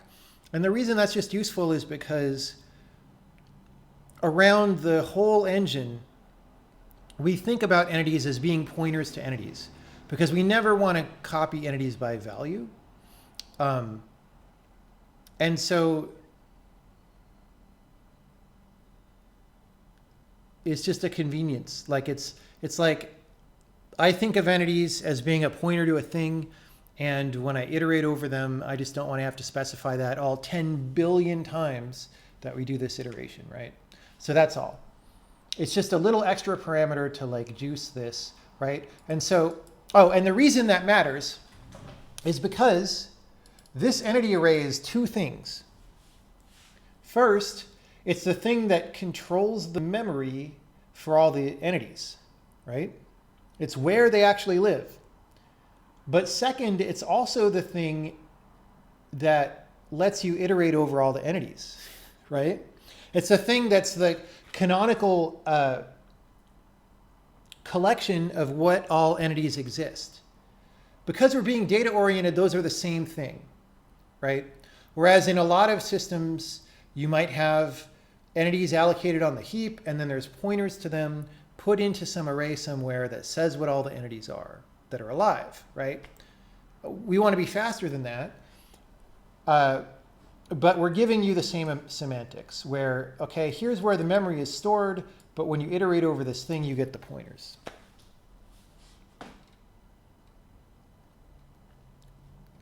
Does heavily using macros affect executable size like heavily using inline functions does?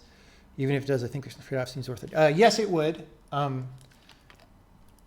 It definitely increases the size of your code because what's happening is a copy of that function is basically being pasted down where you're using it. So yes, code size definitely affected.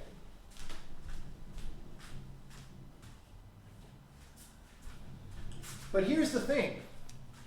If you look at what like Clang or other LLVM-based compilers do, they spend a lot of their time trying to find things to inline. Like a lot of their time. So like, why not save it the work? Like why make something that has to get inlined and then figure out how to inline it, right? Why not just start with it inlined, right? You'll go faster, both at compile time and runtime. Do iterators have to be macros? They do because otherwise the stuff that's in the body of the iteration would not have a way to happen, right? Like if the iteration function was a regular function and not a macro, then you would need to put the body stuff into a capturing closure in order for it to get passed and run. And we do not have those in this language at this time.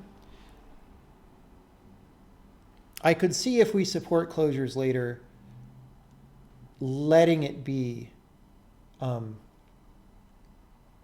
either a function or a code type. But we do not do that right now.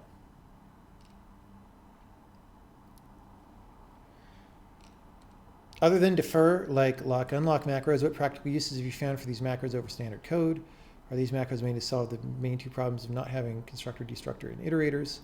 If so, why not have a form of attribute system that encodes those ideas? Is for expansion implicit macro? Why not make it be called explicitly within a for loop instead? Like, you're talking about very minor syntactic changes over what I just showed, and I don't care about syntax, so I don't understand.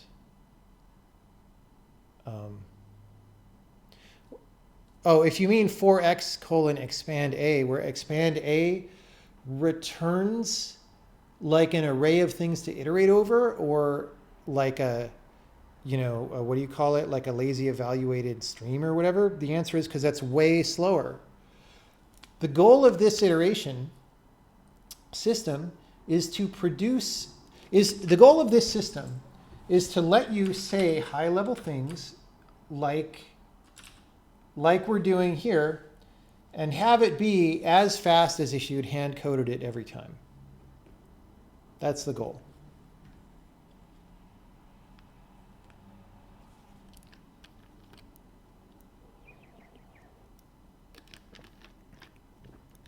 In the tripler code polynomial example, are there three functions of the polynomial function? Are there three copies of the polynomial function? Yes. I did that because it's stupid, right?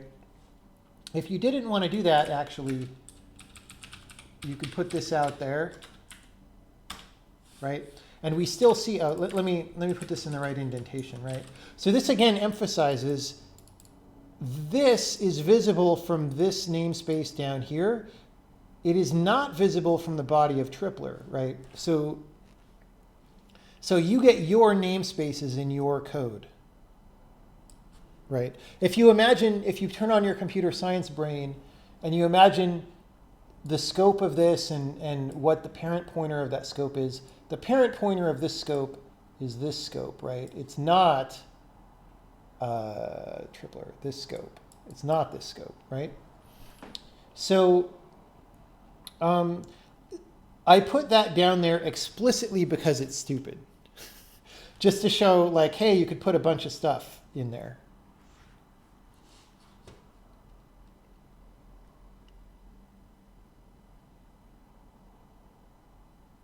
Could I demonstrate stepping through the visit files example or even the whole demo? Maybe. Let's think about that. We actually haven't worked on debug info for macros yet, so I'm not sure if it's correct.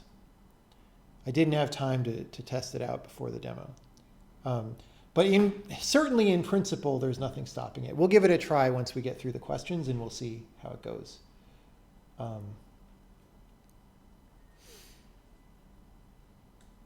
Can you pass parameters to for expansions? Like for, only set or unset, true. You cannot do that right now. It very strictly wants a function with 4 parameters. If it makes sense to widen that up, we could think about that.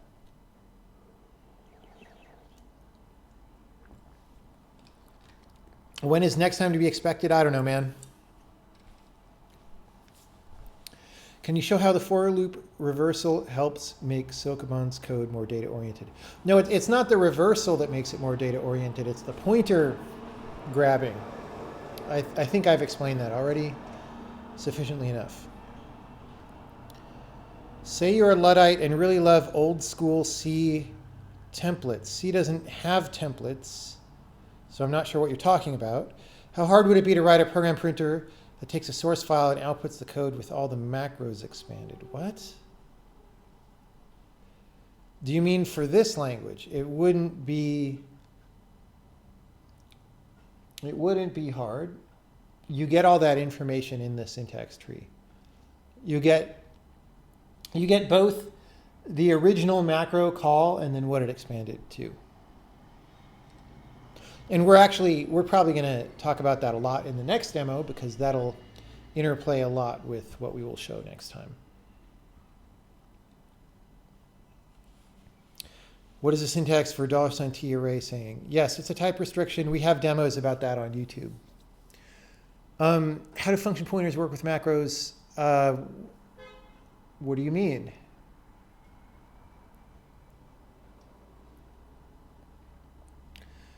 Could you elaborate on how the compiler knows which for expansion to use for which type? It's just a regular function overloading resolve. So it just looks up for expansion with this set of parameters. And the first parameter is the type of the thing that you're iterating over, and that just gets resolved in overloading like any function call would. Can backticks work without expand or insert internal? No, they don't make sense in the body of a regular function. We don't actually error on that right now. We should, but we just haven't finished all the macro functionality. This is a mid-functionality demo, so you don't actually get an error message if you do that, but it doesn't mean anything.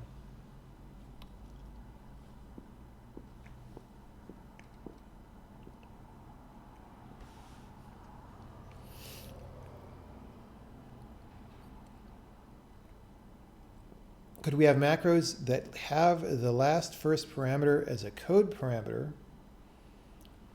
be called with a scope after them as if they were a keyword? Oh, you mean like the trailing scope thing like Swift does?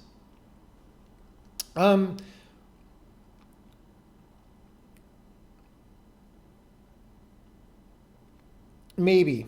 Like, I'm not sure that that matters very much. And the problem with that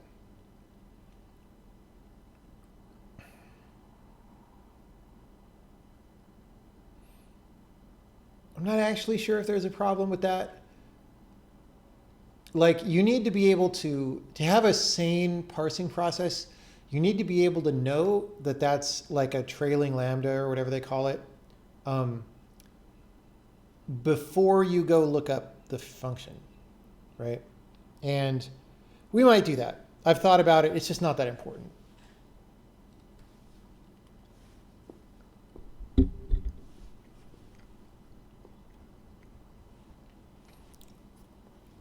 Is making this language debugger friendly a priority? Yeah. We have to use debuggers relatively often when we're making the game, so yeah.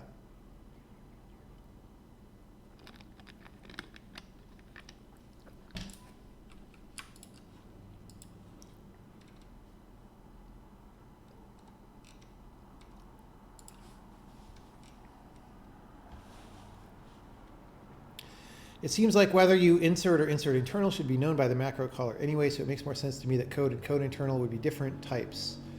Yeah, I thought about that. In fact, that was my original idea, was to have them be different types. there are implementation reasons why I didn't end up going that way. But if it ends up making sense later to have them be different types, then maybe we do that. It's definitely a little bit more self-documenting if you look at the parameter list and you see internal or not. So we'll see what that turns into.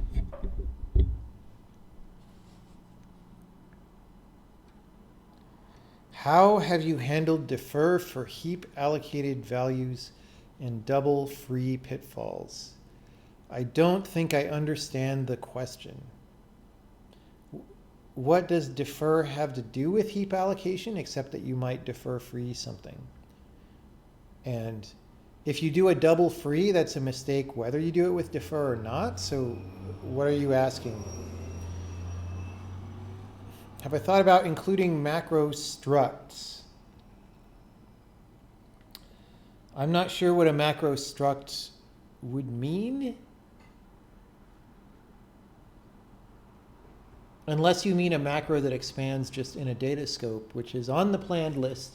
It's just not a thing yet. Can you pass a code array, as in brackets code, to a macro?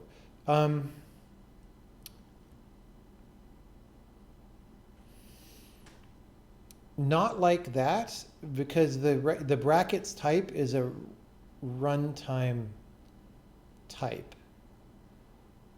Like the macro needs to be able to know that what's in it is constant. You could probably pass a $T, right? Like a template parameter that stands in for a constant array of like 5 codes or 7 codes or however many you put. And that would probably work. I haven't tried it. So I do not warrant at this time that that would work, but I think it probably would.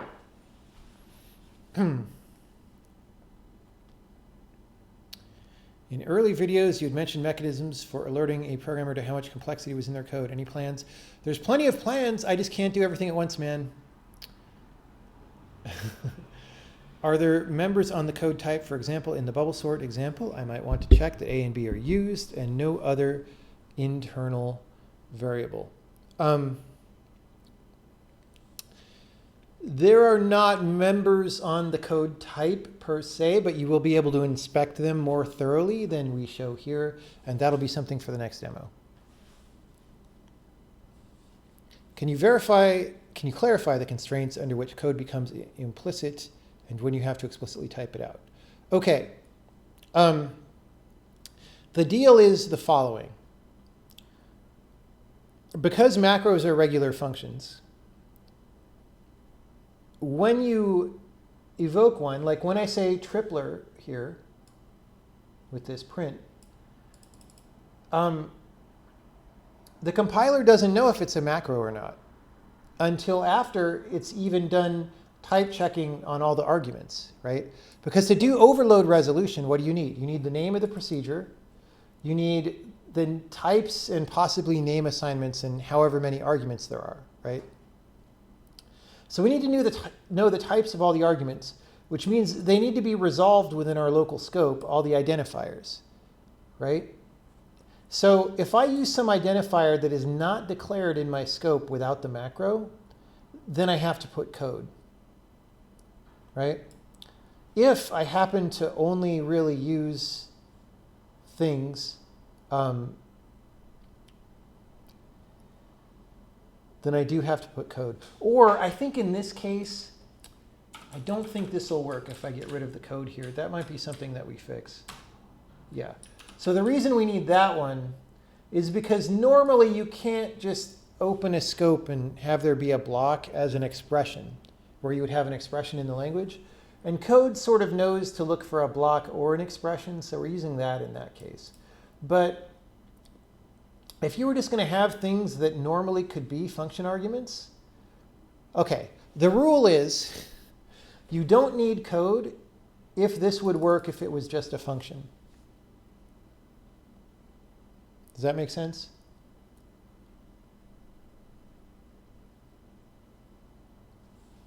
If this would compile and type check if this was just a function, you don't need to say code.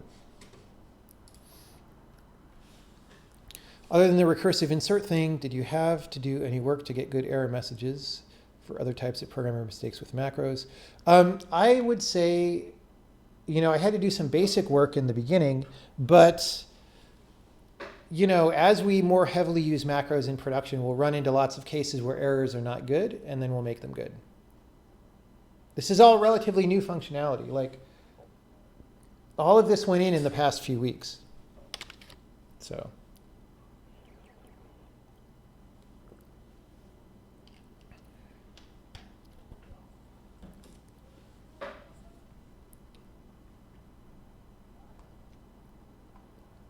Can a variadic macro expand its arguments without relying on a runtime for loop, which I'm assuming makes an array to lump the args into and which may or may not be optimized away, like C++ template argument packs and fold expressions, or maybe some kind of static for loop? Okay. I don't think that I do this yet, so I'm not going to try to demo it, but in principle, so we do have a varargs macro, right? Whoops. Dude, I just I just hit some unknown hotkeys. Let me get back to the chat. Okay, so we did have a varargs macro, right? It was here. But we don't try to use the values in a compile time way. If you wanted to iterate over this at compile time, you could use a run directive probably to do that.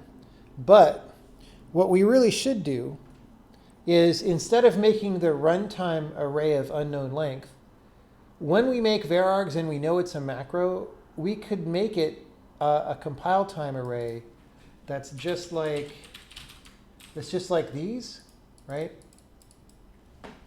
And then these you can evaluate as constant expressions, right? So if you say fruits.count, right, or fruits sub 2, both of these get evaluated at compile time. And so you would get that ability. We just don't have it yet. Okay, everybody, I have a problem. The problem is I accidentally hit some weird keys in my Twitch window, and every question after the ones that I've answered got refreshed and is gone. So if you could repaste your question if I haven't answered it yet. I apologize, but it's the web. Under the hood, is there a copy and pasting happening that permits the compiler to optimize better? Yes, you could think of this as just copy and pasting. That's what a macro expansion is.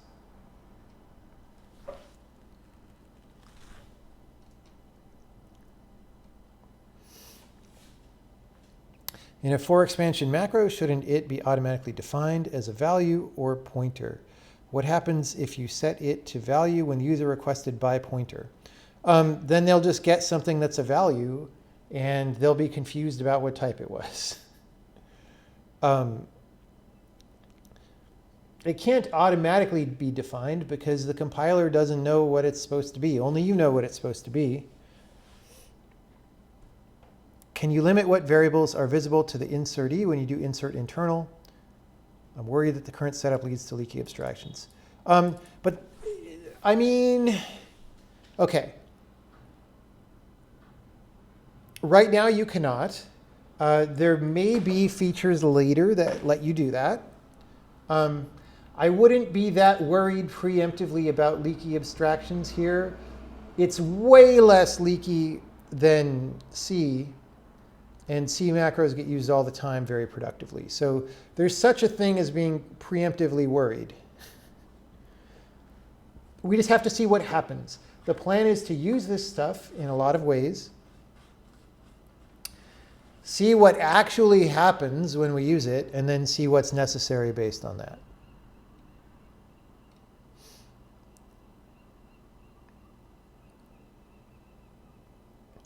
An earlier example had a macro that declared it, but then the next few lines referred to it. Why didn't those lines use backtick it? Okay, let me go to one of those. Let's see. Okay, like this one is very simple actually. So the question is like, hey, This has a backtick, but these don't. Why not? And that's true for all the iterators that we looked at. So answer number one is, it's two answers. Answer number one is you don't want to have to put backtick everywhere. That's annoying. Answer number two is when you do this kind of declaration, this variable is actually in your local scope and in the other function scope. What happens is a link that's kind of like a symbolic link in a file system gets made between that scope and this scope so that it knows where to find the variable, right? Now, there's an extra twist in that if it's a for loop expansion, this gets renamed. So it might not actually be called it. Right? And so then if you insist on calling it backtick it, then if it gets renamed, you won't get the right variable probably. And I could go rename all of that, but that just starts sounding gross. So that's not how it actually works.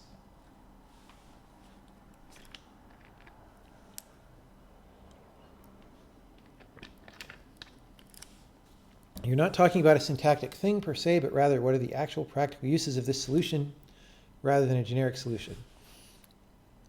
I was suggesting still inlining at the S level, but I was specific for iteration itself. It was specific for iteration itself. You can see the use of code for sort algorithms. Maybe you're making a dual argument for anti-Lisp. What tools do you need to solve the problems rather than what single solution? Well, okay, so it's very hard to have this discussion in absence of part two of this demo, because part two of this demo is going to continue out what I showed here and show how it ties into everything else in the language more thoroughly, right? So this may seem like a cul-de-sac of language functionality, but actually this connects back in interwebs with everything else in a very effective way. And I can't explain that till it's finished. So that'll be next demo. Back on the macro struct question, a macro struct would be a macro used to help in building up struct declarations. Random bad example, you have a global compile time array of type infos or something, and your macro struct would iterate over that to declare a struct member for every entry. Well, you already can do that. Like you already can do that with run directives or meta programs or all that. Like we don't need to add another way for you to do that. That's fine. Are modules next to be demoed or at least close? I'm not sure. Either modules or macros part 2 is next.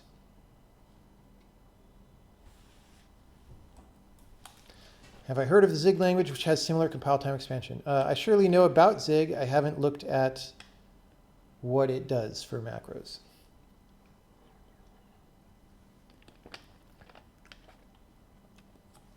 When you define a macro that contains a run directive, does the run directive get executed once per expansion? The answer to that is the rules for macros there. Well, I was about to say they're the same as for polymorphic functions, but that might not help. Basically, the run directive does not run if it's in the macro, because macros are not real code. They can't be compiled into real functions, right? Because the types of things in this function might depend on what this is, right? And we have no idea what that is. So, the body of this doesn't actually compile into anything until you insert it somewhere, right?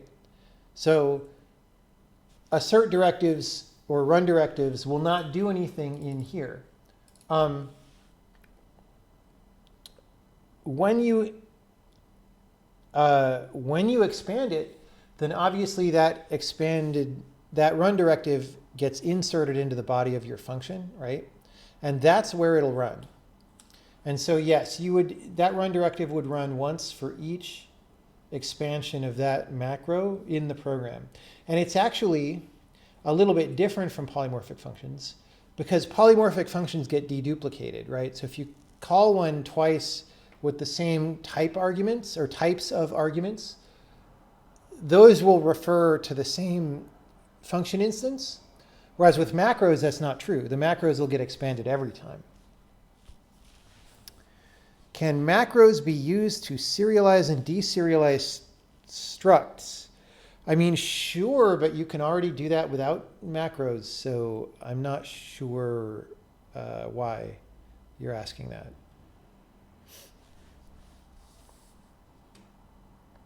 Macros introduce a possibility of things happening non-explicitly, which could lead to confusing code. Would you consider a no macro directive that doesn't allow macro expansions within that scope? I think I understand why people may want that kind of thing. We may want that kind of thing sometimes, but I would rather work toward a system where you have a meta program that implements house rules like that, right? Like you can have a user level tag called no macro, and your meta program makes sure that there aren't any macros in there or whatever. And so rather than implementing specific compiler functionality for every little thing like that, I want to make sure the system is general and good enough that it could do that as well as other things. Is it possible to pass in custom variable names for macros that require you to reference variables inside the macro? Pass in custom variable names. Can you give me an example of what you're asking? Because I'm not sure.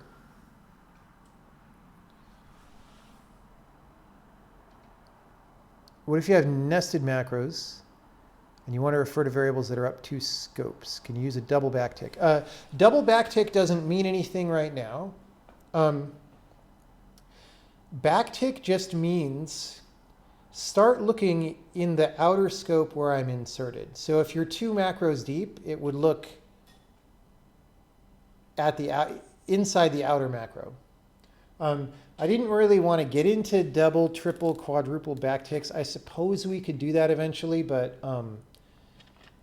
before encouraging people to go crazy and write gnarly spaghetti referential things, I just want to see how this plays out. And then we'll see.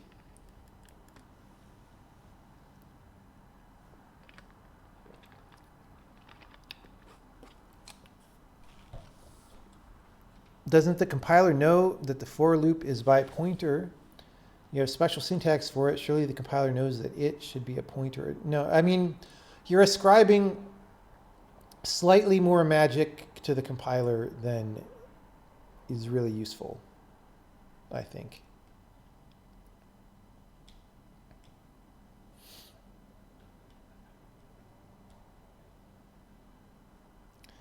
Do I have count leading zeros intrinsics that you could use to implement the only set binary bit array iterator? We have not implemented that one yet, but for sure that would be a good application of it, right? I mean, either leading zeros or trailing zeros.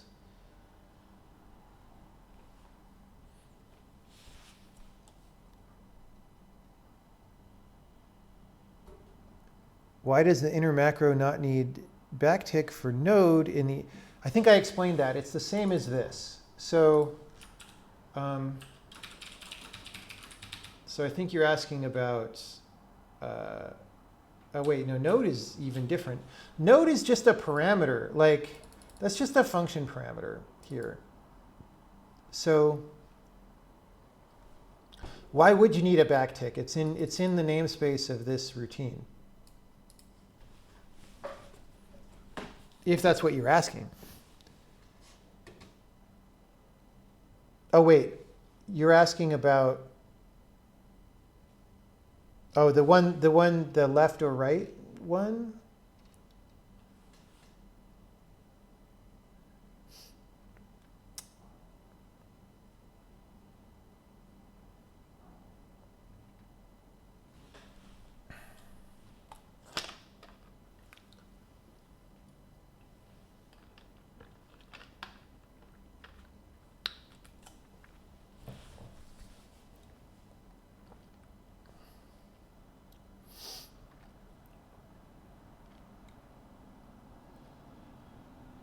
So in here, this is a little bit of a funny corner case, actually. I'm not sure if we should make this illegal or not. Okay. What's going on is a node is being looked up lexically from the scope of this. But this guy is locally scoped to this procedure. So he could see node, and node is an argument of the procedure. Now, if this was a function, that would be illegal without a closure, which we don't support, right? So we would say, hey, buddy, you can't refer to something in the outer procedure stack frame. But we can because we're in that function and we're being pasted inside that function. Do you know what I'm saying? So it's a little bit of a cheat. Like, I didn't actually do it intentionally, but it's actually kind of cool. Like, that might be an extra reason to locally scope things. I need to think about that one. Good question, actually. I was confused by the question at first, but no, it's a good point. This is only legal because it's a macro and not a function.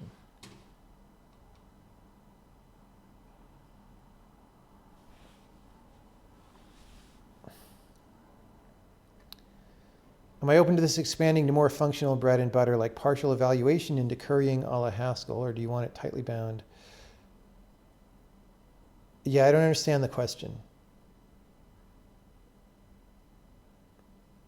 If you want to ask a more specific question.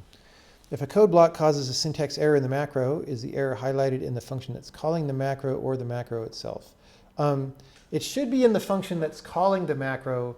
Our error messages are probably not as good as they could be ultimately on this. Like, you want to know both. You want to say it happened on this line, but in the macro expansion on this line, and here's the location of the macro. You actually want all three things. And I'm pretty sure we don't do that right now. But let's go to this one where we had code with braces, and we're going to say right? Actually, no. Okay, so first of all, syntax error and like undeclared identifier and stuff are different. Whatever you pass in for code has to be syntactically sound already. So this should just give us a syntax error where you expect. Yeah. Like, okay, we didn't like that. If you say y is some variable, right? So then you get undeclared identifier. Now, the reason we're going to want to go and report that it's during this macro expansion and stuff is you might have thought that this was supposed to be declared in the macro and you typoed it. So we don't quite give you as much information as would be useful to debug it in all cases yet, and that's just on the to-do list. How does overloading resolution disambiguate between a procedure and a macro? It doesn't. Oh, foo versus code. The way it works is casting, okay, this gets casted to a code, and that implicit cast has like a casting distance associated with it. So something that didn't take code that was a closer match on the type would match first. It's like anything with overloading, right?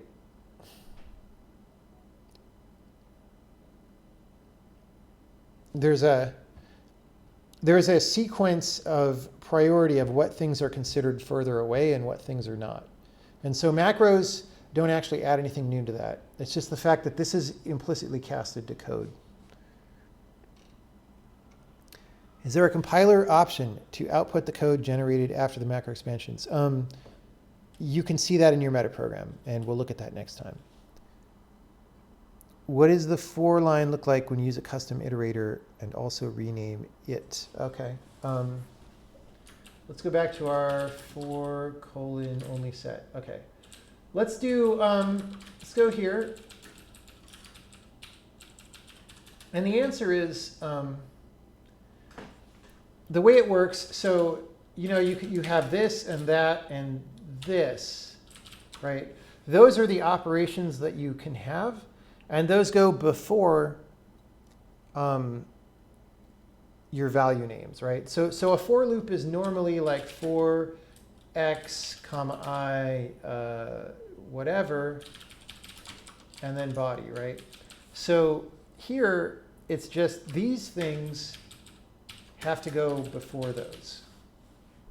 So if we wanted to do this down here, we're going to call this value and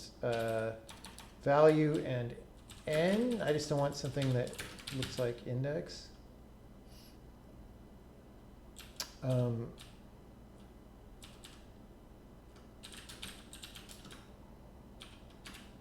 So we're going to say n in value, right? Whoa, what did I just do? Guys, I broke something.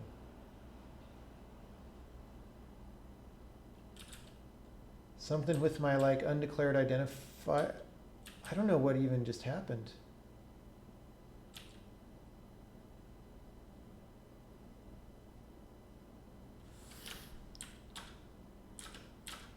Wow.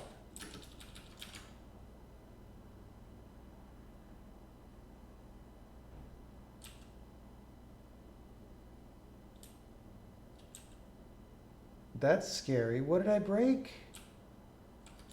This is like not even a user-facing error. This is a compiler bug. Well, I'm sure glad we got through the demo without that. When I was talking about this, did I like change something? Let's see what happens if we do this. Still doesn't like it.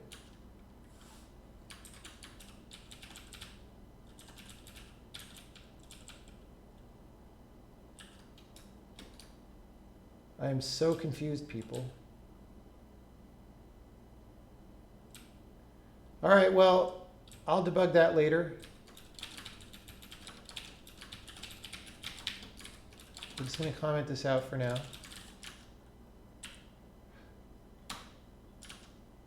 Oh, it was probably... I don't know. I don't know. All right. Anyway... Okay, so I didn't put a new line, but we're saying bit 3 has value false, etc.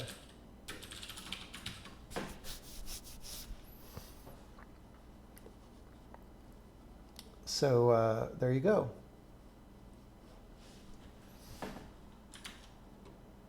It's a different colon in a different place.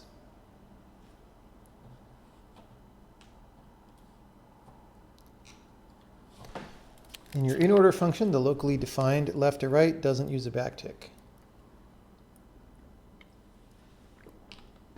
Okay, so I answered that one, I believe.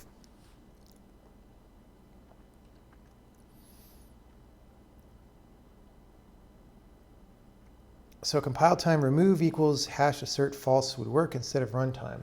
It should. Let's try it out. I don't think I ever tested that. Let's go to bit array, right? So we're going to say that. So let's first of all make sure that we compile. OK, great. That as I claimed would happen, this didn't go off. So then I'm going to say if n is equal to 10, remove value, right? Uh-oh. OK. That didn't work.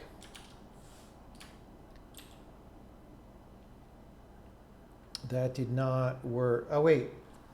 I did it in the wrong one again. See, this one is the underscore one. OK, let's try again. I hope someone caught that. There we go. See, programming languages actually work sometimes. Compile time assertion failed. Now, the problem here is this error message isn't as good as it could be, because it's telling us where this pasted assertion is. And I guess we can understand that that's the remove. But it also should point at this, right? I should point at this line and say that's the problem. In fact, this kind of sucks because it's not telling us the source line of code at all. Let me write this one down. Two things to write down: bug and better error on assert in macro. Like, this is fine if you just made a few changes and recompile and you know what code you were working on. But if you just made a bunch of changes or whatever, or you pull in a new data structure and like, I have no indicator right now what line of code actually caused this. That's bad. That's always bad when that happens. So we need to fix that.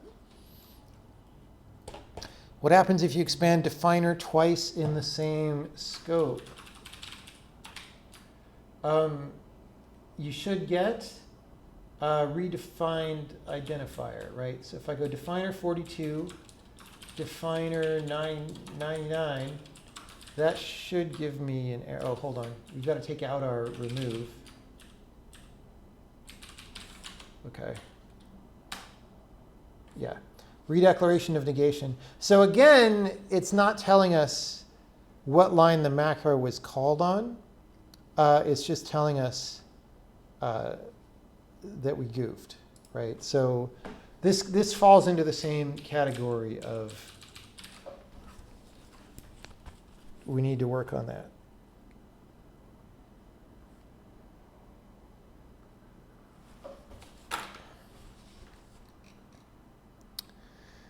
It's about to ask about the house rule stuff. Is that a planned part of the next demo? No, dude, the house rules have been in the language for years. Being able to statically analyze something to like MISRA-C standards using user level code sounds awesome. Well, you might be interested in my YouTube video where I write a metaprogram that makes sure that code conforms to MISRA-C rules. Really interesting that you mentioned that because such a thing actually exists.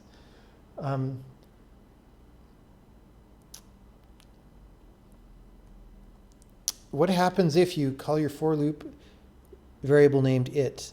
Then it's fine. It's essentially a no-op. You just get the name it. I think it would be more consistent to write backtick defer in the macro if you want the defer to be for the outer scope. That's an interesting idea.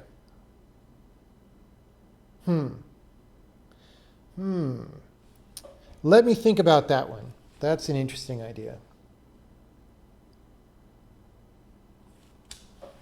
Worth considering.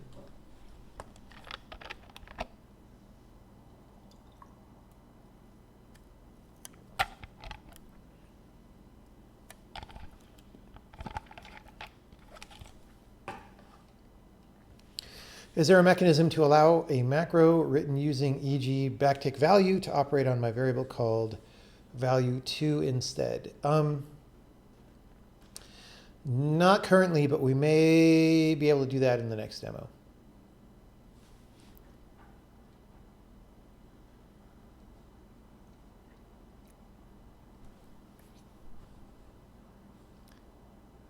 I know using the call stack recursion is slower, but would it even be possible to write the in-order for expansion with recursion? Well, you can't do a recursive macro, right? Because it would expand infinitely. So anything recursive can't be a macro, and any macro can't be recursive unless it was somehow compile time recursive, right? And you bounded the expansion. That said, like, navigating things recursively is often not the best way anyway. It's often the shortest amount of code, but it's often slow, etc.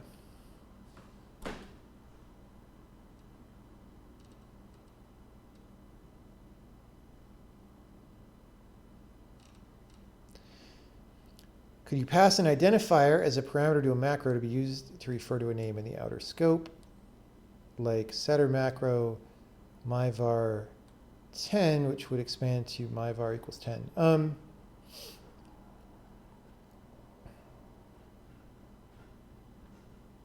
That'll definitely be possible next time. I'm not sure if it is possible right now. And it may depend on things.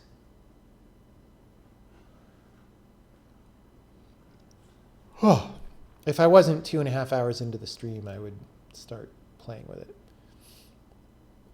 Do assert support a message? Yes, I just don't typically use it.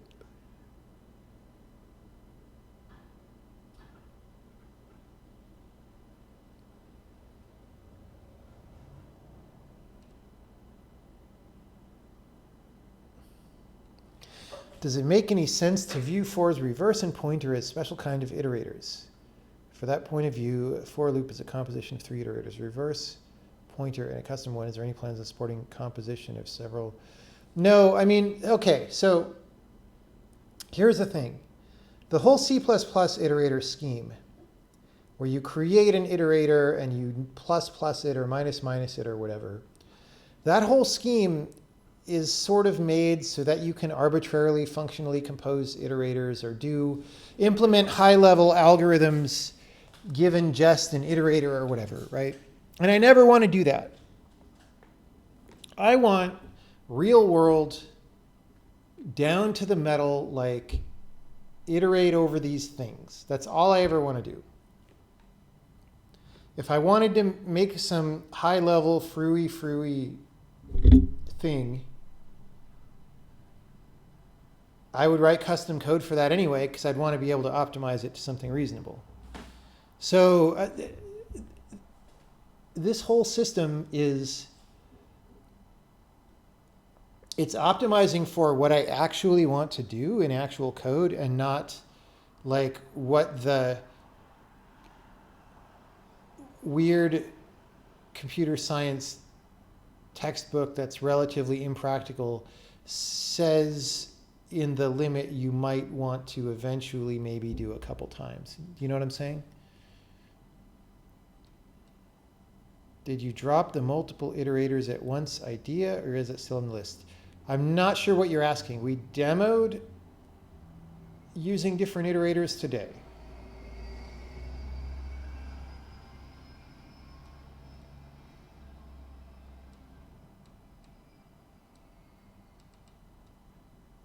Wow, okay, that was all the questions that were addressed to me.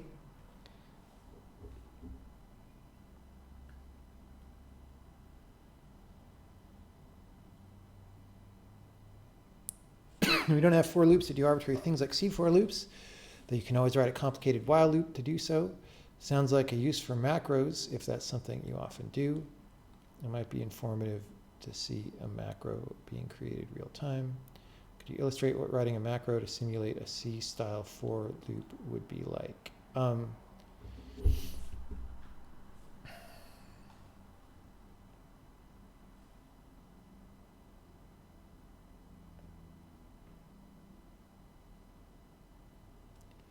I mean,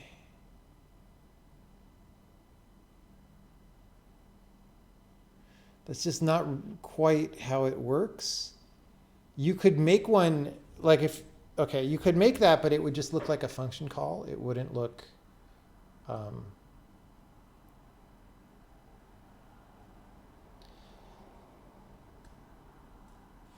so, I mean, this ABA example,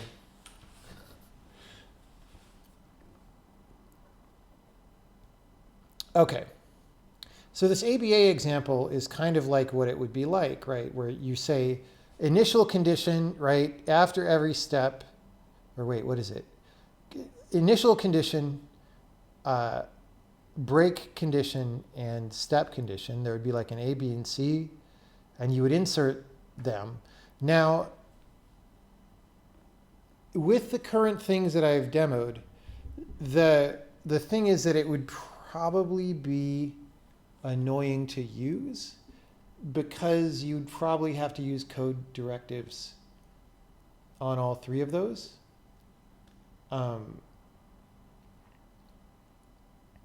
So it wouldn't,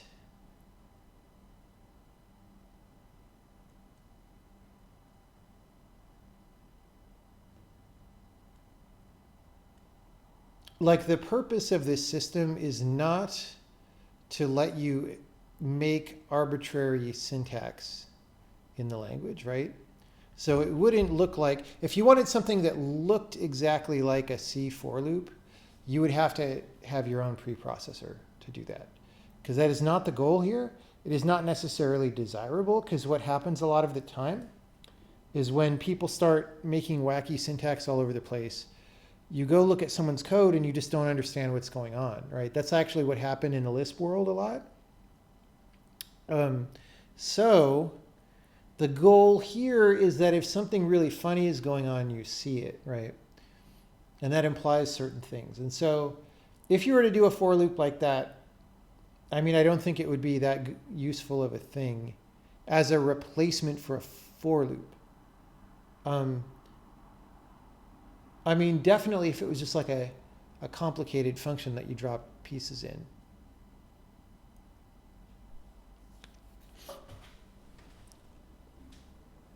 Is for expansion a special keyword? No. It is just the name of the function, and all that happens is the for loop, when it looks for a custom definition, it looks up something called for expansion unless you give it a different name. What happens if you insert a backtick outside a macro? Right now it's just silently ignored. It probably will be an error unless we find some good and useful meaning for it that's not error prone. But right now it's just silently ignored.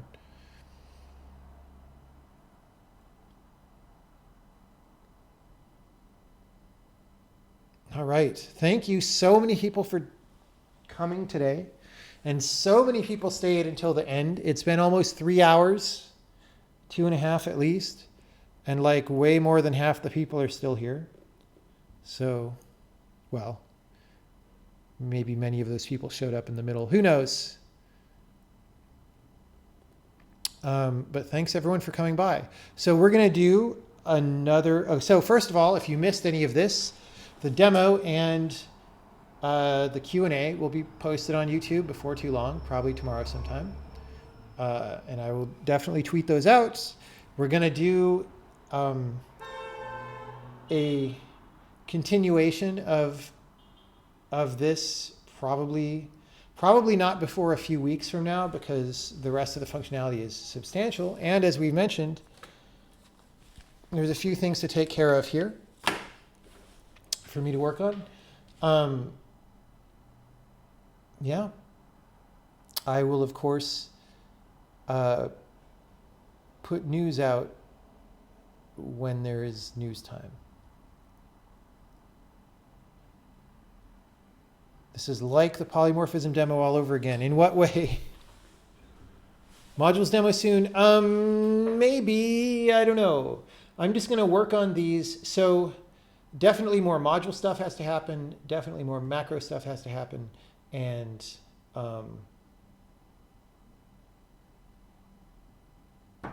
well, I'm just going to work on them as it seems to make sense.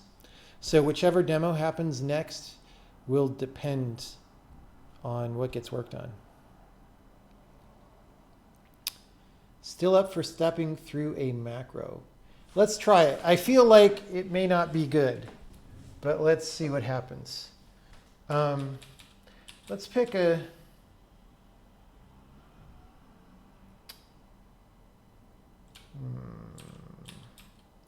I want to look at a simple one.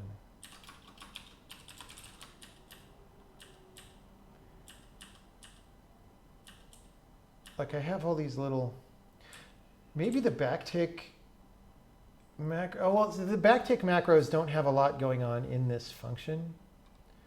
How about definer test? Like that's easy. That's simple, right? We call a macro, we do the thing. Who knows if it'll work or not? Come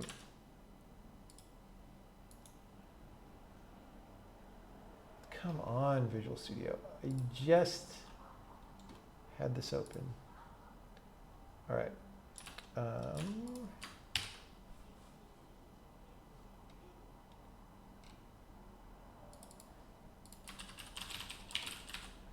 right. So we put a breakpoint there. We're going to start.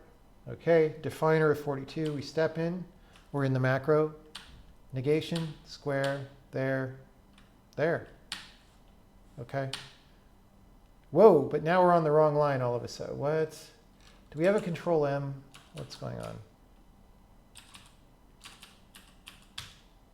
No. So something is actually confusing it about what line it's on, which is weird. I'm not sure what that would be. It's something in the code between there and here. So now we're like off by 1. Let's see. So for loop, whoa, no, it's just, yeah, it's off by 1 anywhere in main. What a pain in the butt. Usually that means there's a control M in the file, but this one, it may actually be our debugger outputting for some reason. I'm going to need to look at it. It's quite possible it's our bug. No combined small features demo. We may probably do one of those as well. There will be enough for small features at some point. This for loop stuff was going to be in the small feature demo, but then I figured I'll explain it here so that we could use it in the macros.